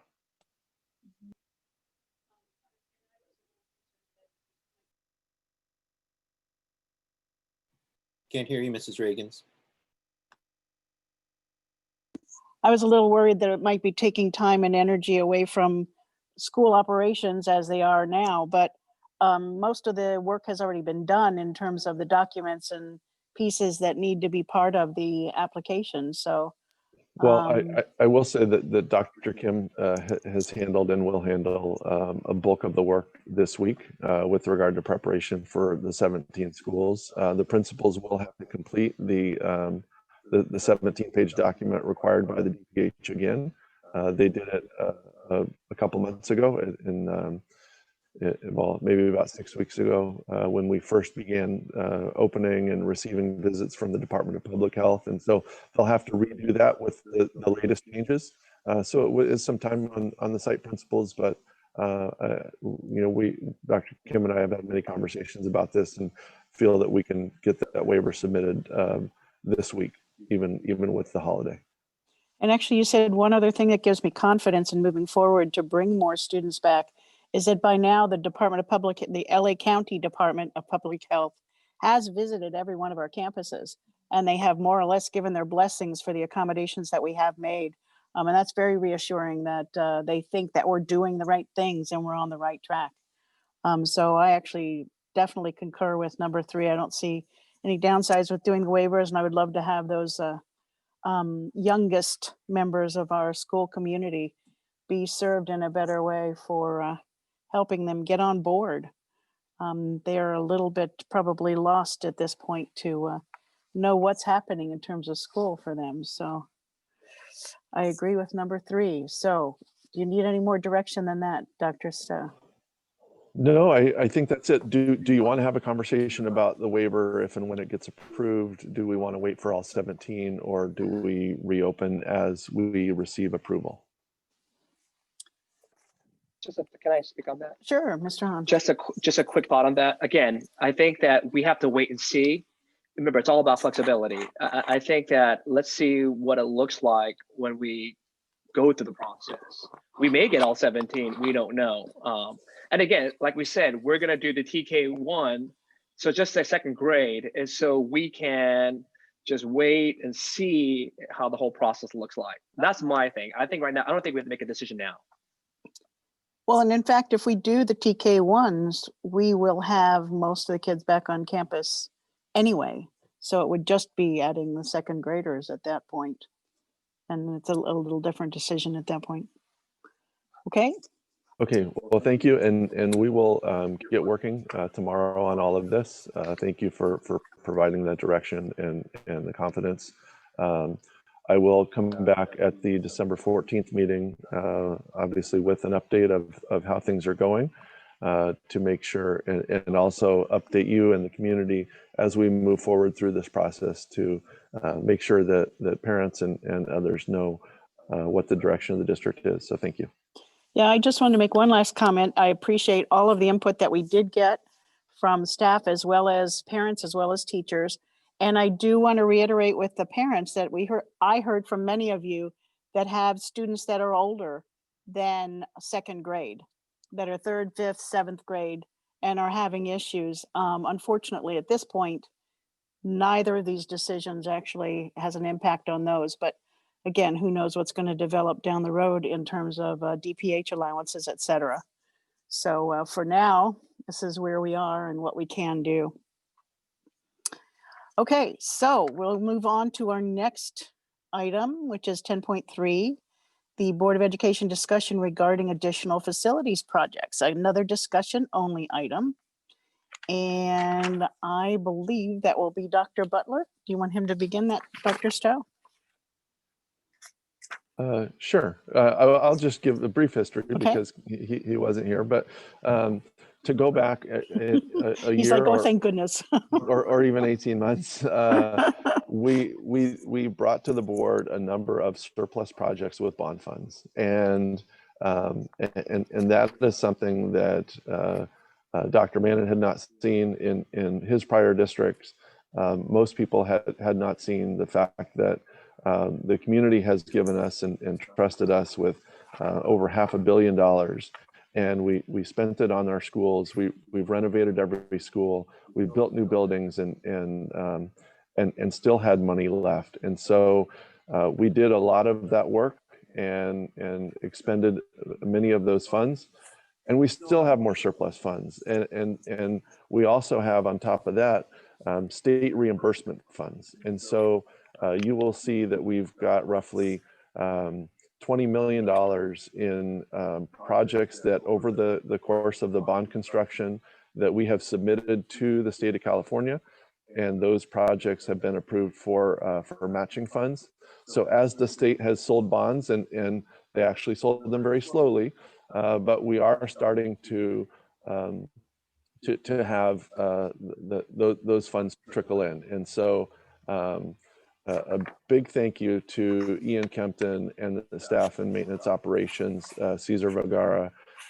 They have done the yeoman's work in over the course of the last 6 or 7 years to pull together all the documentation required to make sure things get submitted to the state, go through the Office of Public School Construction. It's quite an arduous process, but it's something that that now we have the good fortune to be able to allocate $20 million in additional dollars to projects, capital improvement projects in and around our district that that weren't done under bond funds, mostly because either there wasn't the need at the time, or it just didn't fall into the language for those bonds that were passed. So so thank you to you guys for your stewardship of those dollars and making sure that things got done. So with that, Dr. Butler, I'll turn it over to you.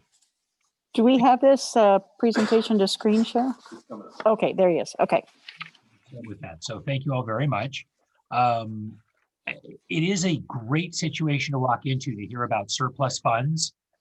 Just echoing what Dr. Stowe said there, that's not a usual situation. So I think that the community can be assured that the district has done a very good job in shepherding these funds through. And now we do arrive at this place of, okay, what's left? What have we been thinking about? And so tonight we have some information for you. We also have available Ian Kempton, our Director of Facilities, Transportation and Operation, as well as Cesar Vergara, the district planner, to answer more detailed questions about any of these projects that you might have. But for me, I'll be stepping you through just kind of an overview, and then we'll get to the projects themselves for discussion. So first of all, we have a couple of different kinds of money involved here. One is bond money. So those are projects that are actually being done and have been done with the specific bond funds that were authorized by the voters of Torrance. Those have very specific restrictions on what they can be spent on based on the individual bond. So we've been sure to match up projects with funds with the intent of the bonds. That's one piece of it. Those items are overseen by our Independent Citizens Oversight Committee, which does monitor the projects and the spending to make sure, again, that the funds are being expended along with the intent of the bond, multiple bonds originally. Then we also have state reimbursement projects. As Dr. Stowe was mentioning, is we've applied to the state and they've given us some money back, or matched funds, I should say. It's not returning our money, but it's them matching some funds. Those are projects that do not have Independent Citizens Oversight Committee responsibility because they're not funds that came from the original bond money. They're additional over and above that. But they are ones that we do make sure, obviously, that the board is aware of and knows the projects that are going on and where we are heading for the district. So state reimbursement projects, when the money comes back from the state, just to be clear, it does need to be applied to a capital outlay project, meaning it has to be building things, fixing large portions of things. You're not able to use that for example, instructional materials, just to give an example there. And that state modernization funding does include the state reimbursement funding does include modernization, money that's being spent to fix up individual buildings that exist now, as well as career technical education funding. So that's money coming from a specific project such as the West High Performing Arts Center, the North Performing Arts Center, that are career technical education aligned buildings. And if we do those projects right, there's an additional pot that we're able to draw from there to get state matching funds for.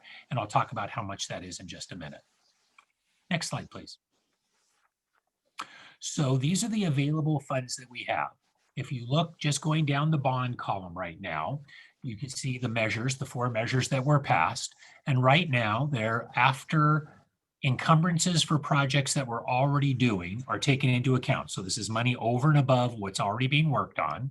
We've got a little over 13 million left in Measure T, a little right at 3.5 million left in Measure Z. So those are actual bond funds that need to be spent exactly as was listed in those bond voting propositions as they were passed. Then you have 2 columns of state reimbursement. One is 7.4 million, that's already sitting with us. The other is 12.1 million that is scheduled to arrive by the end of February.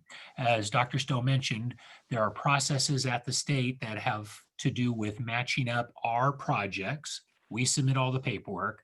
The state has to have facility bond money available. Then they have to sell a portion of that to actually get the funds in hand. We file additional paperwork once they have that. Money's released to us. We're right in the process now for an additional 12.1 million coming back for projects at approximately 10 sites that we've done everything now. We're ready for the last step. These projects were approved finally last week at a state board meeting. And so now we're able to file the paperwork. And again, by the end of February, we expect to have another 12.1 million. So if you add all three of those colored areas together, it comes to a little over 36 million. And as we're about to step through the projects on the next three slides, those come up to about 32.5 million. So again, nice problem in a way to have. Even as we discuss all these items, there's still almost 4 million left, just in case these estimates are a little low or something else pops up as an emergency that we hadn't thought of. So the point is, we have the capacity to do all of what we're about to discuss, a little bit more, almost 4 million more, but wait. If you buy today, there's more. As I mentioned, the CTE funding, we have two of those projects, as was just mentioned. They're a step behind this 12.1 million, but we believe those could be teed up for additional funds, ideally by the end of March. So that's a total of 6 million for the two CTE projects I mentioned at the high schools. And we also have about another 900,000 in state modernization funds for Richardson. So the point being made with all that is we have north of 11 million, perhaps an additional 12 million, even from what you're seeing here, that does give us a cushion as new needs do show up. Nothing to go out and put, for example, 4 new science buildings at our high schools. Each one of those is approximately 20 million. So we don't have funds for a grand project like that I know has been mentioned, but we do have enough to take care of the needs we're about to discuss, as well as some more as things come up. An enviable position to be in. Next slide, please. So these are the scheduled projects. And by scheduled, we mean these are already underway. We've been doing drawings, applying for different permits and state approval as necessary. But these are items that we're already working on. And what I'll do is I'll just briefly from my end go through each of these, maybe a 1 or 2 sentence description to each.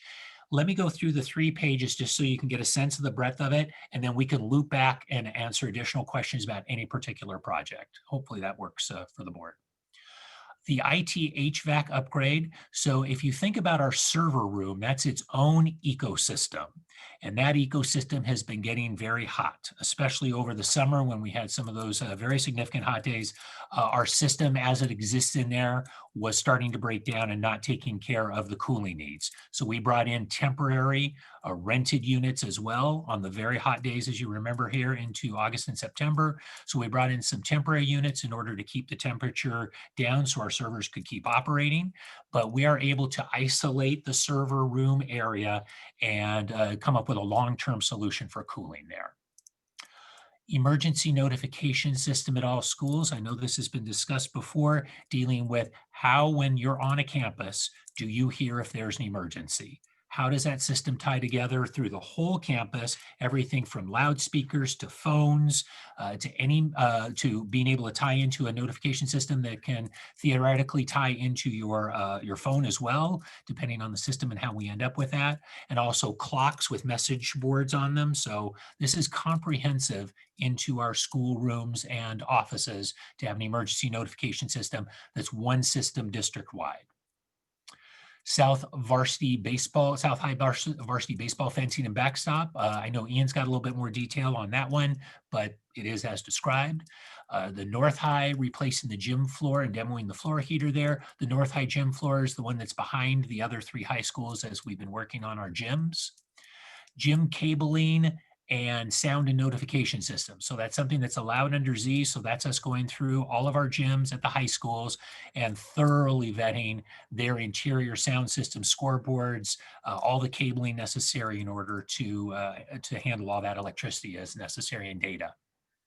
The Torrance High School softball field and parking lot. So just off to the side of the district office building between us and Torrance High School, taking that field and converting it into a girls softball field. The bottle filling stations, I know you've talked about before, that's been approved at a board meeting that I've been a part of. So we're working on bottle filling stations, getting that going. And that's in partnership with our friends at TEF. We hope that their fundraising campaign goes well on that and helps with these bottle filling stations and perhaps adds some additional ones. There's a handrail that we need over at the annex at THS, and Seaside has some interesting drainage issues. We're working well with our neighbors there to try to come up with a longer term solution that moves our water that discharges during storms far away from us and neighbor properties as well. So that all totals up to about $10 million in items that we're already working hard on to get underway. Next slide, please. Recommended projects. South High, we've been working on a security solution there involving a video camera and entry system. And just based upon the physical layout, we don't think we'll be able to do it the way that we wanted to there for an electronic system.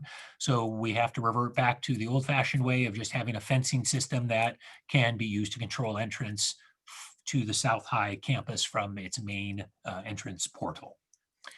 Our district-wide IT network replacement, I won't dare to speak on Mr. Mara's toes on this one, but he will be happy to describe to whatever level of detail you need our aging infrastructure and the phased-in replacement plan for that. The district office and EMB across the street, we're looking at cameras for security for those buildings and also a secure entry system there as well. At Torrance High School, we have some greenhouses that need to be demoed and re-roofed based on them falling apart. Launch preschool, obviously launch was not, or not necessarily obviously, but if you remember, the preschools were not part of our bond programs. So with the matching funds, we think that's a great vehicle to use to upgrade the playground at launch and also some modernization for the buildings there. The Torrance High School parking lot, the student parking lot across the street needs some work. And the library elevator at THS, so that's the one library that's interior there at THS. It's just gotten old over time and needs some work to bring it back up to speed. I talked before about the server room ecosystem for HVAC over at EMB. In addition to that, EMB as a whole has a very aging air conditioning system there. That is not a prerequisite to doing the confined ecosystem for the server room. We've got that covered on its own, but the whole EMB system overall for HVAC needs looking at and some work. And then out at 3 specific fields, the irrigation system is worse than at our other fields. So Ian has suggested these 3 fields as needing a little bit more work that way. The next 2 items are something that we really take close to heart. Obviously, we're happy to discuss with the board, but in thinking about the great job that our whole bond program has done in terms of doing it on time, on budget, one of the things to take into account is that we couldn't do any of it without the support of our community. And so we started to look into a few things. Some districts, for example, when they do a bond program, build, the state-of-the-art theater for the community as a whole. Well, we're fortunate in Torrance to already have that. So we didn't need to do something like that. But one thing that seems to be crying out for attention is more sports facilities. So what we've looked at is, and this does tie into the work that we're also doing with the Hamilton property as well, in thinking about what its future might be in terms of potentially doing some development up there.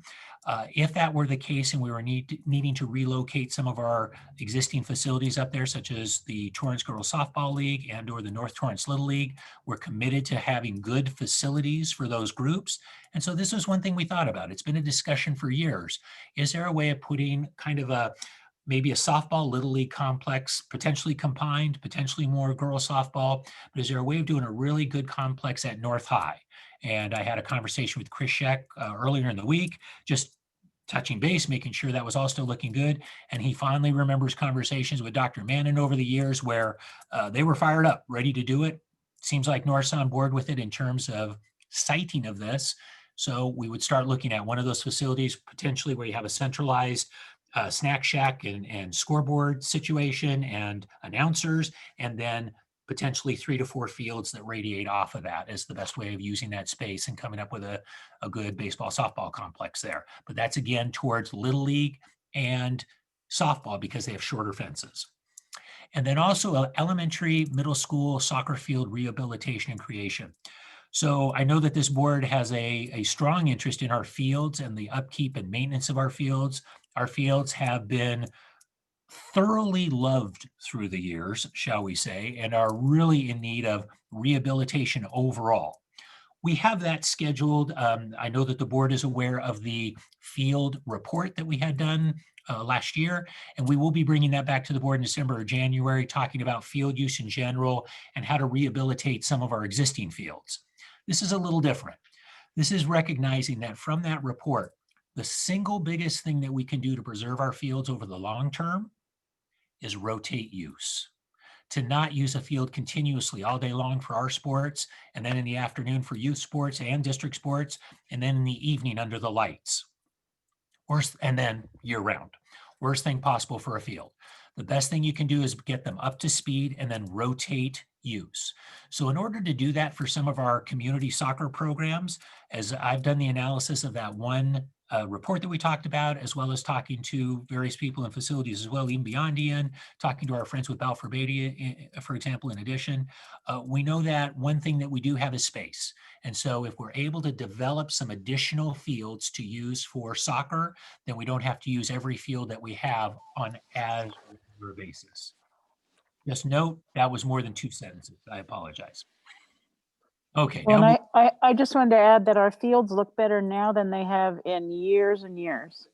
Because they haven't been used every year. I'm just saying, going fallow was exactly what they needed. So, well, if anything, I think, thank you so much for that comment. I think it shows the truth behind the approach that was done in that study. So thank you for that.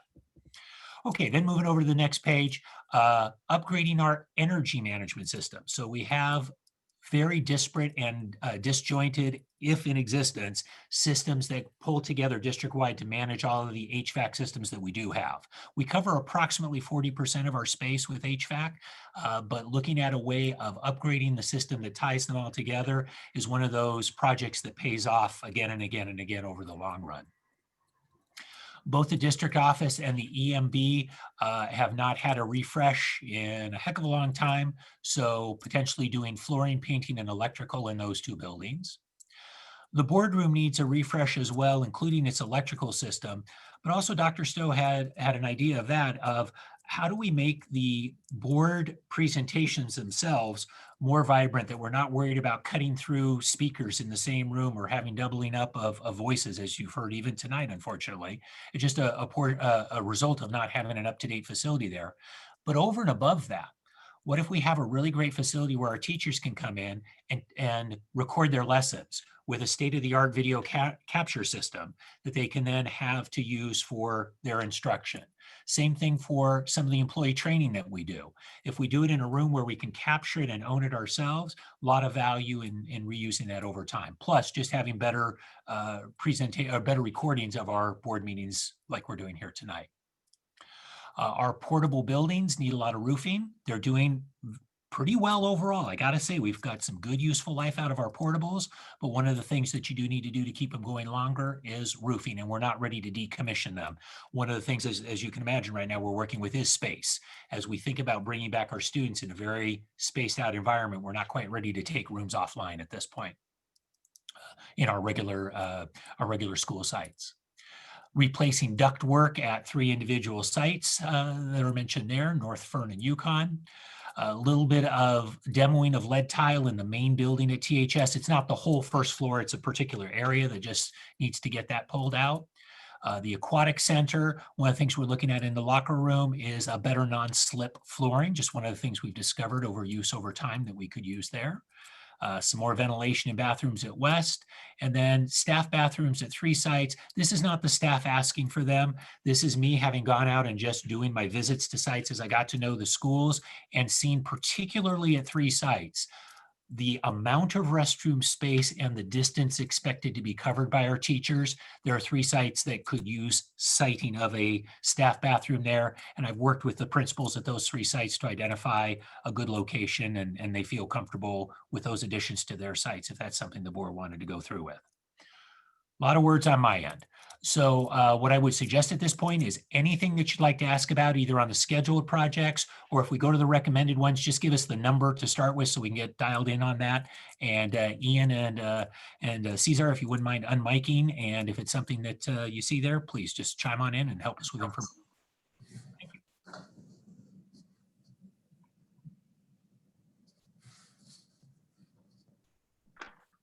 Can I ask a question? Of course. So, Dr. Bond, thank you so much. It must be fun to have a shopping list with money. Quick question though, on the soccer fields, obviously, that's one of my passions here. Is there any way that some fields can be turfed? Like, obviously not in all the schools, but I'm just asking, just thought I would ask. Since, Certainly the question. Greater expense right out of the gate. And then of course you need to set up a nice sinking fund to replace those fields as needed every 7 to 10 years. One of the things you never know when you put in a turf field is what is the existing irrigation. You need to take care of slope, the right kind of ground setup in terms of irrigation being able to clean out and the water being able to leave. So a soccer field specifically, I mean, I've seen new football fields installed that can easily take $1.5 million to $2 million to do the site work, plus put in the original installation, and then $500,000 to $700,000 every 7 to 10 years to replace those fields. Obviously, a soccer field does not have quite the square footage there, so it'll be a little bit less, but it's a pricey item. What we're talking about here is something that would potentially put in 6 to 10 additional soccer fields at sites that we have. Because again, you're not building it from the ground up. We're making sure to get it level, get the turf in good shape, and the proper markings and signage. It's the second question then. That's obviously, I just thought I'd ask. But second of all, at Torrance High School, they don't have a baseball field, right? And so they use a park, Torrance Park, right, for their high school varsity team. Is there any way that we could work with the school, with the city to redo the lights there for the team? Just an idea, just throw it out there, you know. It's obviously run down. Coach Bob does a great job taking care of the field, but we did such a great job with Scrock. I thought it would be great if we could do something with the Torrance High School varsity baseball team, at least the lights or the stands or something. I actually can answer a bit of that. Last year I worked with the city, and they were applying for a grant. I'm not sure quite what happened with that, to be honest with you, because I know the grant submittal date was, I believe it was February, and then obviously things have been a little busy. So that is one thing that we can follow up on to see where that grant was, because the baseball field was part of that. To see if the city was still in the pipeline to possibly receive those funds, or how we can work collaboratively on that. But we definitely have been aware that that's been an issue for a number of years. I actually have a meeting with the city tomorrow that I can bring that up and find out where we stand. Thank you. Okay. Did we have any comments from either Cesar or Ian before we move on? Mrs. Reagan's, I have 4 questions. Okay, can we ask these guys for their comments first, and then we'll get to you, Mr. Gerson? Sure. Since we interrupted them before. Anything from you guys? No comments for me at the time. Nothing for me. Nothing. Geez, guys. Okay, Mr. Gerson, Dr. Gerson, excuse me. Dr. Butler, I want to continue asking about soccer fields first. So you're talking about creating new fields and measuring them out. What are we looking at as far as what do you consider the dimensions of a soccer field? Obviously, you know, at the FIFA high school, you know, high school has smaller fields, but, you know, at the FIFA level, we have much larger dimensions. And as we start moving down to kids, if you have a kinder or a first grader, you know, field dimensions are different. So what is the district's view of a field? What's the size? No specific plan yet for how that will work out, just an understanding that those are, the differences between them are more minor than the overall commitment to develop a number of them, if that makes sense. So while we will find that out and work with our community, what are our greatest needs? I don't know that today. What I do know is we need more fields. Okay, I just heard you say developing 7 to 8 fields, and so that immediately goes, well, for clearly not for adults. Like, what are we? No, So- I wouldn't necessarily say that. I've looked at our, like, for example, our middle schools, and there's a lot of room to develop a lot of fields if we were to go down that road for different sizes. Okay. Are we taking into account spectator placement when we say field? Obviously, do need to leave room for spectators, sidelines, coaches, etc., in order to make it work. Yes. Okay. Item number 2, the big item. Could Mr. Mara give us a little more detail? What is covered in the IT network replacement, problems we're trying to avoid, and what great things are going to come out of that? Love having the big number, the sticker shock. I'm sure everyone's looking at the 8, like there goes Gil again. If you recall in 2014, I think it was 2014, 2015, the district did a gigantic refresh here and spent nearly $7 million in removing all the old Allied TELUS equipment and brought in brand new Wi-Fi, all Cisco based, Cisco gear and equipment.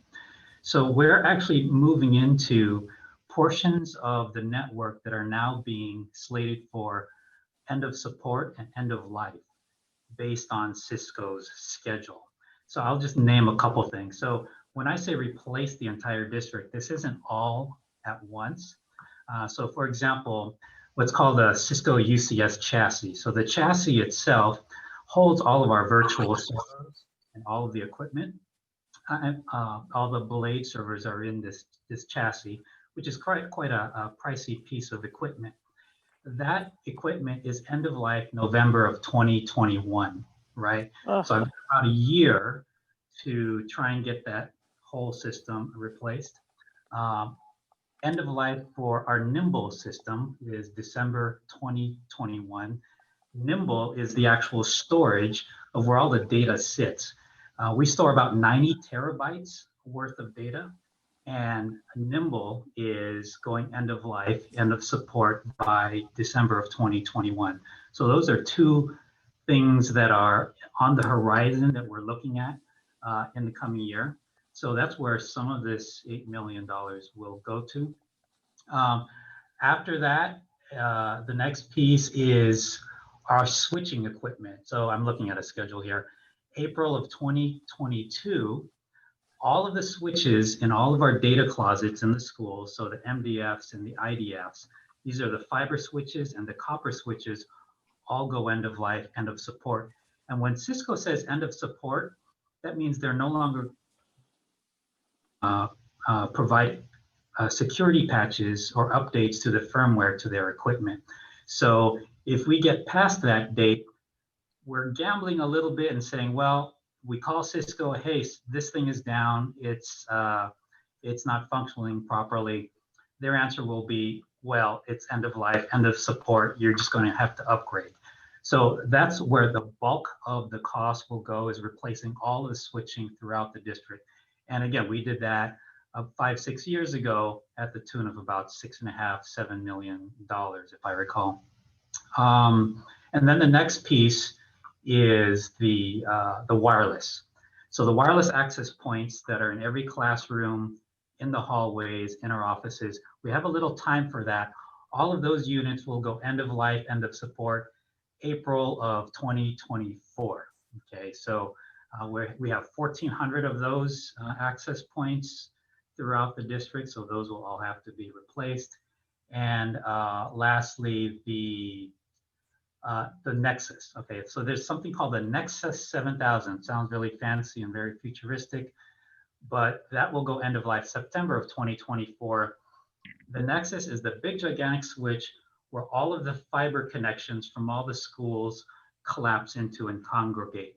So that's the 10 gigabit backplane, super fast switching for the entire network, the fabric of the network throughout the district. Whether or not it actually will cost the entire $8 million, I can't say for sure. We'll have to assess. Pricing may have come down a bit, and all the technology has actually changed. The technology that will be coming in the next few years completely looks different from now. Cisco has gone to a completely cloud-based managed system. So the switching will be different, the technology will be different, easier to manage, easier to deploy. So I imagine the cost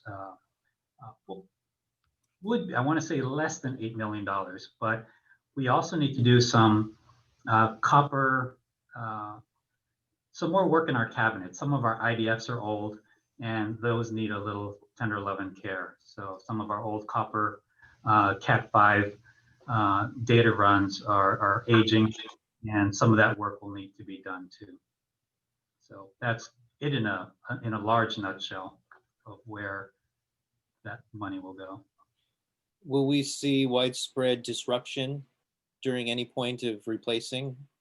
No, we'd phase that in, much like it was done. I assume I came in on the tail end of that project, much like it was done 5-6 years ago. So you would do a parallel install.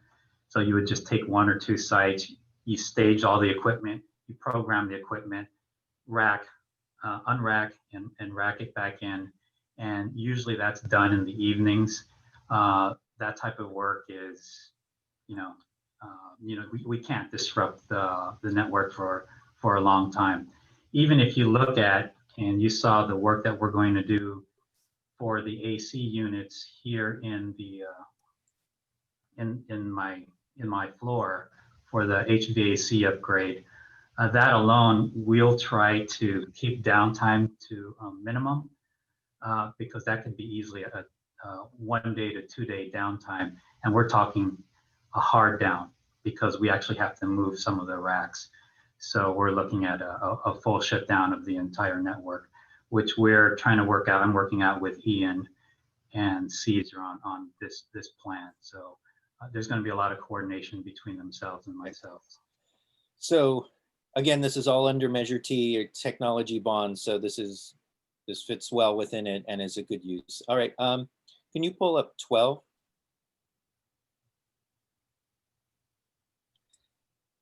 So can someone talk about the upgrade to the energy management system? A little bit more detail on what that's going for? Yes, Mr. Gerson, that would be me. Actually, what that is most of our high schools have a emergency management system that was already installed, and it pretty much controls all of our ventilation equipment. It turns on heat, it sets holiday breaks, things like that. And during the bond, we got a lot of new mechanical equipment, and we sort of pieced some of that stuff together because it is a pretty expensive system, and it's essentially controls for our equipment.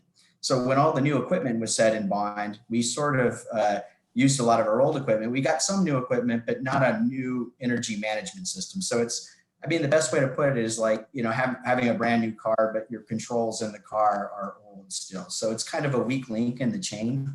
And for about $1 million, we've been looking at this for a while, because a lot of times what ends up happening is if you do get, complaints for no heat, it's typically not the equipment, because that's mostly new. It's the piece of the equipment that actually makes the system work. So it's controls. And we have about 40% of the district is ran that way. A lot of our classrooms, they have actual thermostats and things, but this is actually computer controls that we control at the district office. We can set schedules. It controls lighting. It controls ventilation equipment. And about 40% of the district actually uses it. This would basically a total upgrade of all that. It would actually get the equipment up on our server. Most of the equipment we have now is very outdated. It runs on older software systems that we have situated throughout the district. It's not really compatible with the server at this point. So working with Gil, this would upgrade all of that. So we would be able to run our equipment more efficiently. It would allow us to basically set schedules better. And also it would help us diagnose equipment. And I think it would keep a lot of our equipment working longer. The stuff we have right now is just outdated. It's fairly old. Great. So a lot of environmental conservation benefits in the long term for us with a better, more efficient system. Okay. Absolutely. And then I just want to put in a plug for 22, because having worked at one of those schools and having spent being one of the furthest people from those facilities, I completely empathize, and for 15 years was begging for one of those. So thank you, Dr. Butler. I know everyone over there will be super excited to hear that a new facility may be coming. I can't wait to hear more about it later. So thank you. Okay, thank you. This is a discussion only item, but I'm sure that if there's feedback or other further questions or comments or considerations, please bring them to the attention of Dr. Butler and or Dr. Stowe. Just one quick question. Yeah, Mr. Hahn. So, can you, Dr. Butler, can you give a little more detail about number 10, about the North High facility? I think this is awesome. And so just explaining what it's going to look like, kind of like just an overview. Sure. Oh, I was going to say, there is no plan right now. This is just conceptual. So all this does is allow us to move forward and begin the planning process, you know, maybe engage the work of an architect to be able to come out and analyze the site. Is that right there? That is, and we have a rough number just based upon the work we've already done with the Torrance High School girls softball, that again, if you get the economy of scale of doing multiple fields off of one central location, we think we can do it something like that. But that is correct, no specific architectural plan yet. And I do need to add, in the sense of it takes a village. Dr. Crumpy has appropriately schooled me that a soccer field is wider than a football field. And as she did that, I then had to verify, because that's the kind of guy I am. So a football field is approximately 53 1/3 yards wide. An international soccer field, Major League Soccer, typically are 75 yards wide. So I would have to up my estimate for your field turf, sir. Okay, thank you. Thank you, Dr. Crumpy. And I think Mr. Lee has a comment yet here. Mrs. Crumpy should know that. I'm a basketball guy, just saying. Yeah, my wife was a Division I soccer player, so I've tried to learn it from her, but I'm still not completely adapted. So anyway, yeah, the North High facility, I think probably would mirror 2 fields of the Torrance High facility, and that was before the board. I mean, that's, you know, those are, you know,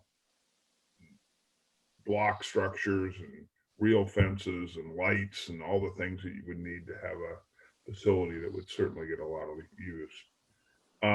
Just my remarks are more general. Having been around here, I'll be reflectful as my last meeting. You know, 13 years ago when we walked in, we had failed in a bond in 2015, and the community had, or at least the school district, had tried to pass bonds in the late 90s, and I think they ended up being 1 for 4, and that bond was poorly executed and was about half as much money as even the low estimates of need were. So again, as we get to the end of this thing, you know, I think the board at the time, certainly the administration at the time, made a lot of commitments to the community. I think we hit them. You know, I think, you know, I'll probably talk more about this in my last meeting, but, you know, Torrance Unified School District executed. You know, one thing, you know, being in business my whole life and watching other business organizations, and certainly having been a city councilman in the past and those kinds of things, is it's hard. It's great to have a plan. It's great to sell the plan. But the hard part is executing the plan, and what the community should see in this is Torrance Unified School District executed the plan. We didn't run out of money at the end of it. We did the things we said we were going to do, for the most part, when we said we were going to do them. So, you know, as I look at this list, I certainly hope that the board that comes after us enjoys spending this money. There'll be a little bit more, I suspect, as it goes forward, as the state floats the rest of the bonds. And, take the care and maintain the stuff that we've got, because a lot of this is dealing with, you figure the football fields were built, well, coming up next football season 13 years ago. So the things that I think are new are getting to be a little older. So as we look at some of these maintenance related items, those are just as important as the capital projects that came before them. But, and then lastly, thanks to staff, I probably pushed on this harder than maybe they wanted to do this, or faster than they wanted to do this. But I thought this would be something that Mrs. Reagan's and I would want to see completely to the end, since we've been here since the beginning. And again, just proud of everybody and their execution on all of this. I mean, honestly, the politicians didn't have that much to do with it. The staff that did it, executed it, stayed on top of it. Certainly, I'm positive Dr. Mannon is not sitting in Sacramento watching this, but he had a big part of it as well as Dr. Stowe and Ian and everybody else that had anything to do with this. The execution was truly amazing. And I'll shut up now. Okay, thank you, Mr. Lee. I think the failed bond was 2005. Okay, because you said 2017, Mr. Lee. And oh, no, I'm sorry. Yeah, 2005. It was actually much more distant. What am I saying? It was June of 2006. Yes. It was the first June election that the city. That's what it was. I've erased it out of my mind, but yes, that's when it was. Yes, and that it was a tremendously successful campaign, largely led by you. And I want to give you kudos for doing that with Dr. Mannon, et cetera. But it took a lot of time and effort. So thank you for taking that on. And I'm very excited to finally see the matching funds. We've been waiting for them for a very long time. So to see them actually coming and allocating them is really, really exciting. So all of that is coming to completion, Mr. Lee. We can leave. Time to go. Mrs. Reagan's, if I can just add, sure. The reason why these are discussion is because when projects get formally approved, then and developed, then the purchase order or whatever the financing piece comes to the board for approval. So that's why it's not a approval item for action. It's just discussion to get board input, and then we'll go forward and execute that, Mr. Lee. Okay. Anyone else have anything to say about those facilities projects? Yes, if I just. Oh, Dr. Butler. Yes. If I may, just one more. And again, it's been such a pleasure to work with Dr. Stowe. His knowledge of these projects walking into Ian and Cesar have been excellent. I also do want to make sure to mention Balfour Beatty. They've been our partner through all of this. Hundreds of millions of dollars they've helped construct for the district.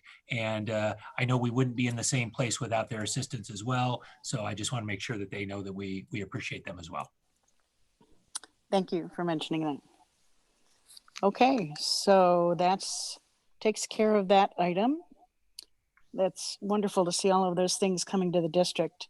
Things have changed around here in the last 10 years.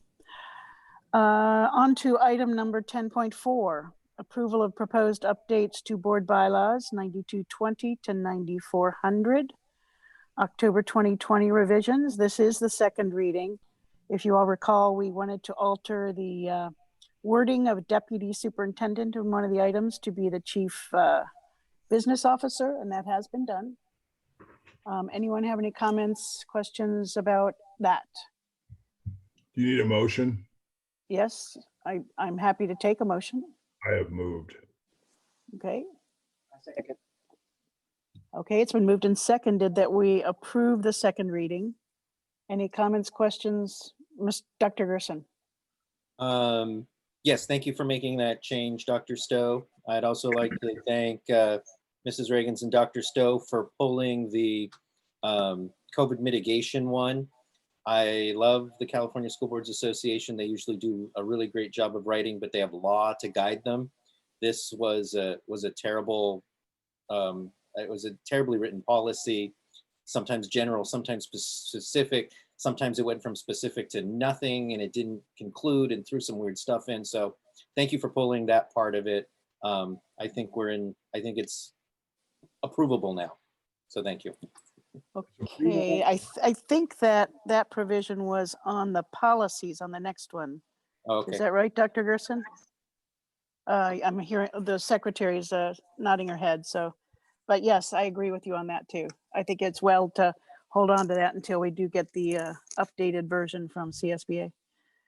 So with that said, anything else on the board bylaws here? Okay, we have a motion and a second. All those in favor say aye. Aye. Aye. All those opposed? Okay, motion carries. And then item 10.5 is approval of proposed board policies update July 2020 revisions in the second reading. And as Dr. Gerson mentioned, there was a COVID policy that we were trying to add that was not up to date to Dr. Gerson's as well as the rest of our liking. So we put that off and have removed that for now. And you can revisit that when it comes back in a better version. Can I get a motion in a second? So move. Okay, it's been moved and seconded that we approve these revisions, board policy revisions, on the second reading. Are there any questions, comments, anything to add before we do that approval? Okay, all those in favor say aye. Aye. Aye. Opposed? No? Okay, motion carried. And I think now we are to Mr. Lee's favorite time of the evening. This could be your last time to do this, Mr. Lee. Uh-oh. He has the taco hat on.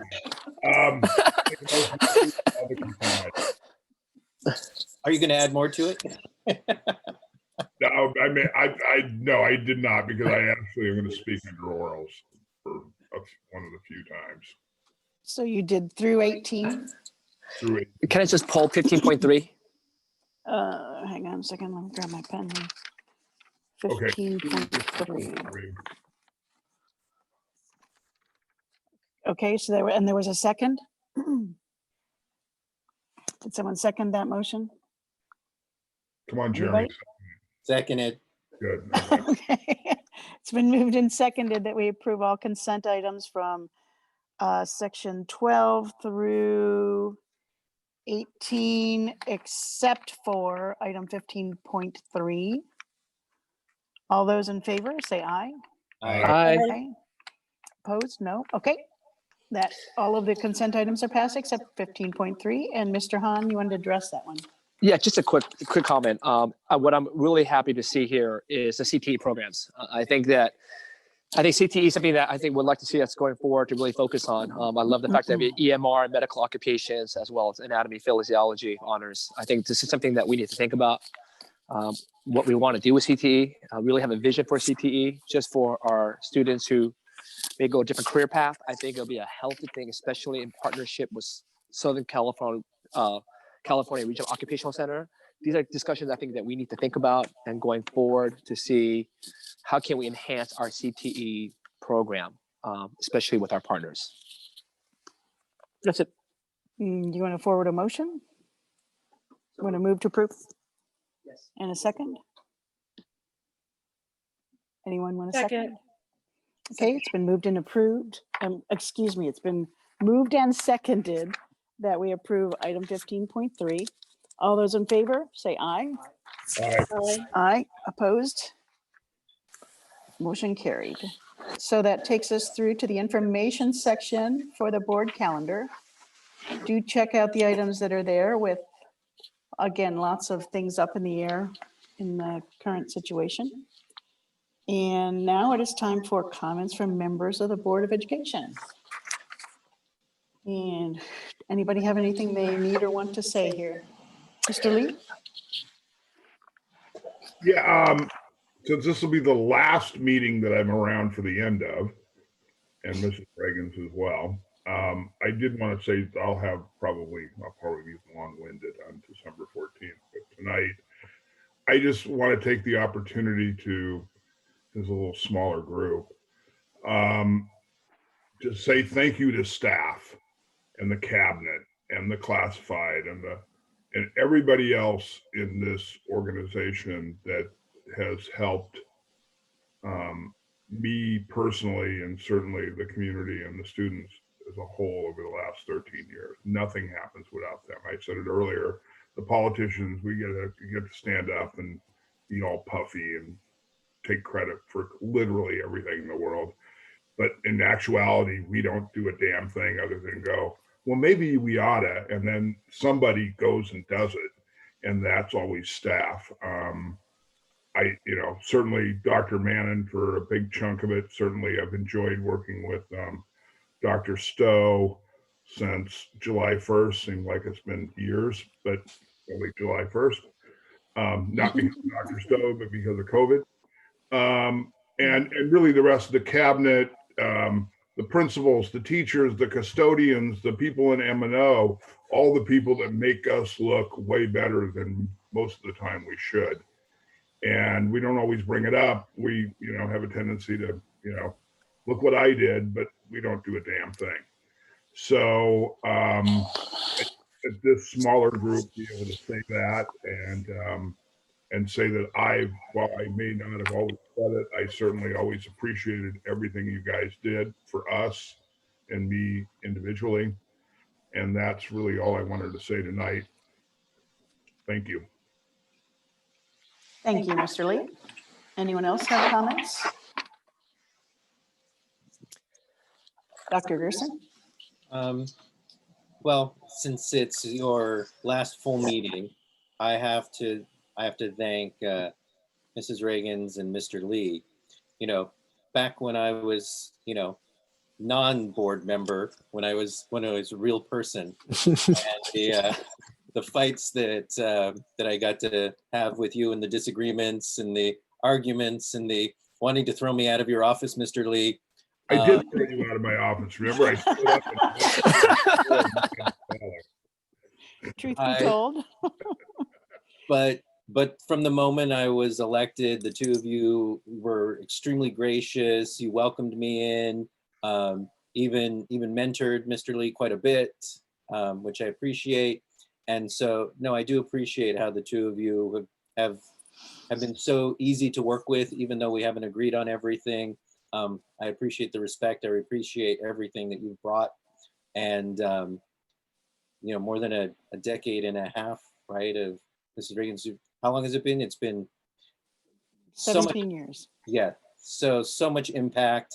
And I want to thank you and appreciate and let you know that I have enjoyed so much working with you and have a newfound respect for both of you, and hope that that when you do leave, it won't be absent forever. You'll still be available to continue to give advice, and so thank you. Thank you. Thank you. Okay. I'll go next. Mr. Hahn, yes. Oh, go ahead, Dale. Huh? Oh, no. You want me to go first? You No, go ahead. You can go first. Oh, yeah, go ahead, Betty. Doesn't matter. I actually thought that we were going to be doing this at the next meeting. Why, we really were supposed to. I apologize. Yeah, Don just started early. He wants it twice. But I can say it You got again. it twice. I mean, it's always good for the ego.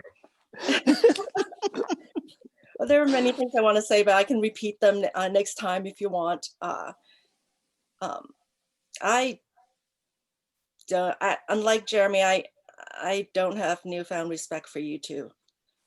That's because I've known you guys for a long time already, very long time, and I've already had respect for you, for your leadership in the community. And Don, you are so wise with all the in and outs of Torrance, as having been a Torrance City Councilman for many years also.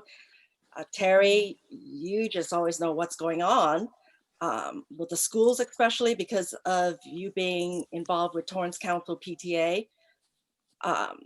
It really has been very fortunate for us three newbies to have you two lead these last year and this year to be our president. If you add up the years that you both have had experience on the board of TUSD, it's close to 30 years. That's just incredible compared to our merely 6 years added up between us three.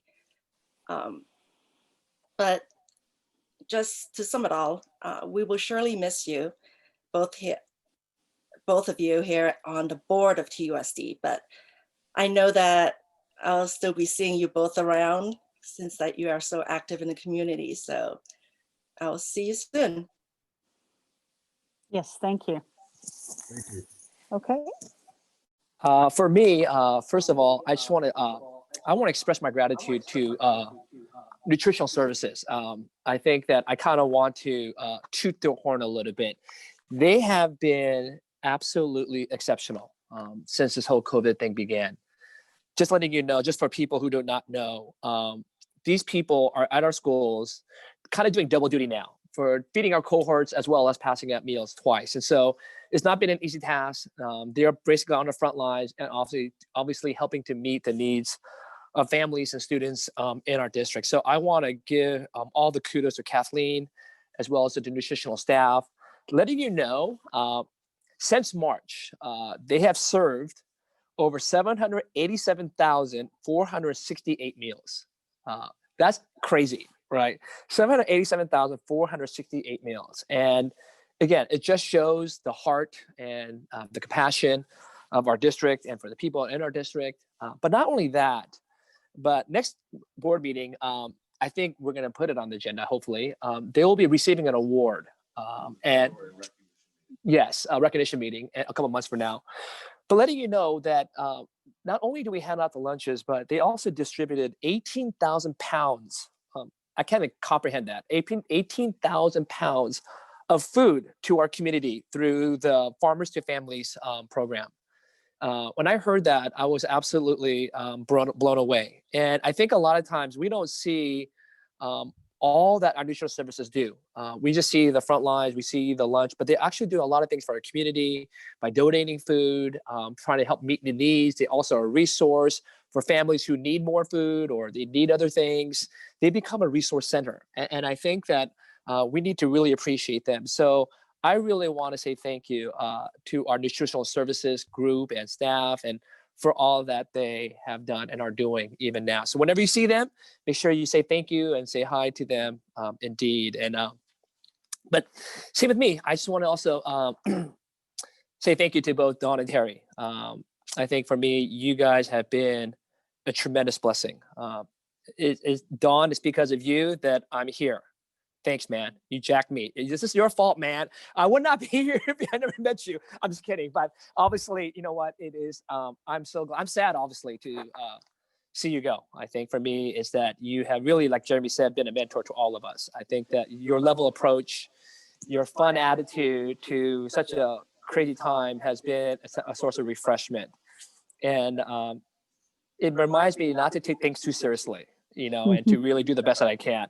That's what you taught me so much. And I'm looking forward to getting to know you more, even after this is all done, with Jean as well. I feel like you have a wealth of knowledge. You are like the historian, unofficial historian of Torrance.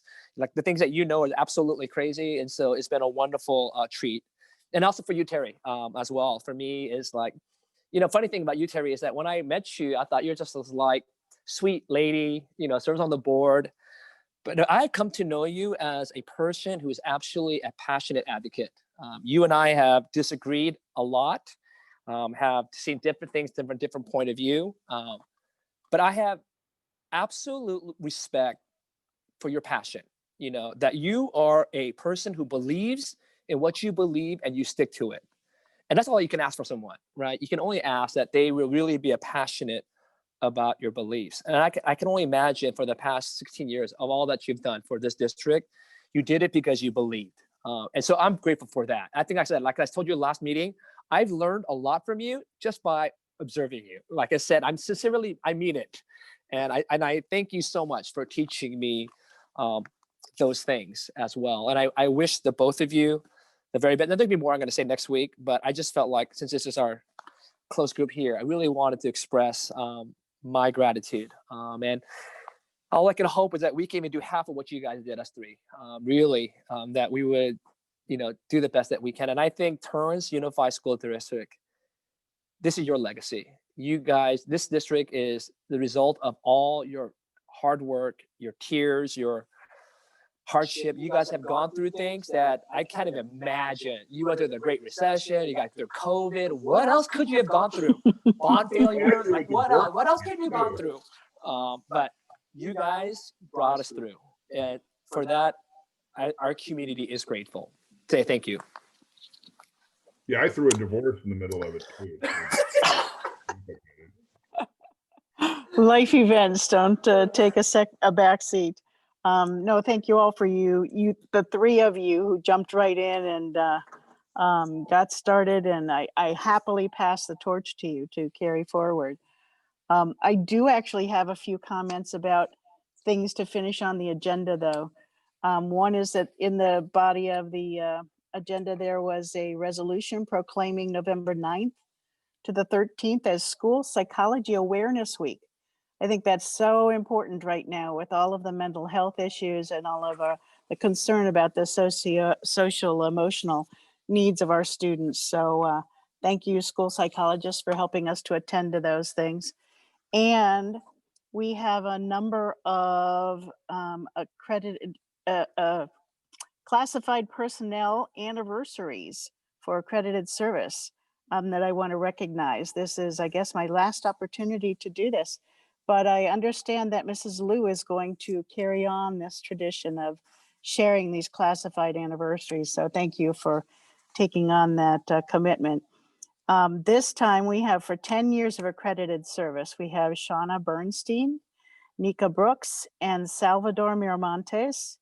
For 15 years of accredited service, we have Jill Bolkin, Jennifer Chin, Kristen Hendricks, Cassandra Menikis, Carolyn Miyamoto, Colleen Norchio, and Yoshika Rodriguez. And for 20 years of accredited service, we have some really long-term folks still working with us. Christina Markstadt and Tina Oliver. And then for 25 years of accredited service, and I've known her through almost that entire time, is Norma Martinez, who is at North High School. So thank you, Norma, for all of that time and attention to our students. And you know, I don't have a heavy heart in leaving, Mr. Lee. I don't know about you, but I think that we're leaving this board in good hands, and I feel really positive about where these folks will lead the district, and that they have the capability and certainly the management and the support of the district to do that. So looking forward to seeing where you folks take things in the future. We will be adjourning this evening, by the way, in memory of retired manager of information systems in information technology, William Downey. And with that, any last words, anybody, before we finish off the evening? Motion to adjourn. I want a taco. Okay. Second. It's been moved and seconded. All those in favor, taco time. Bye. Good night. Good night. Good night. Thank you.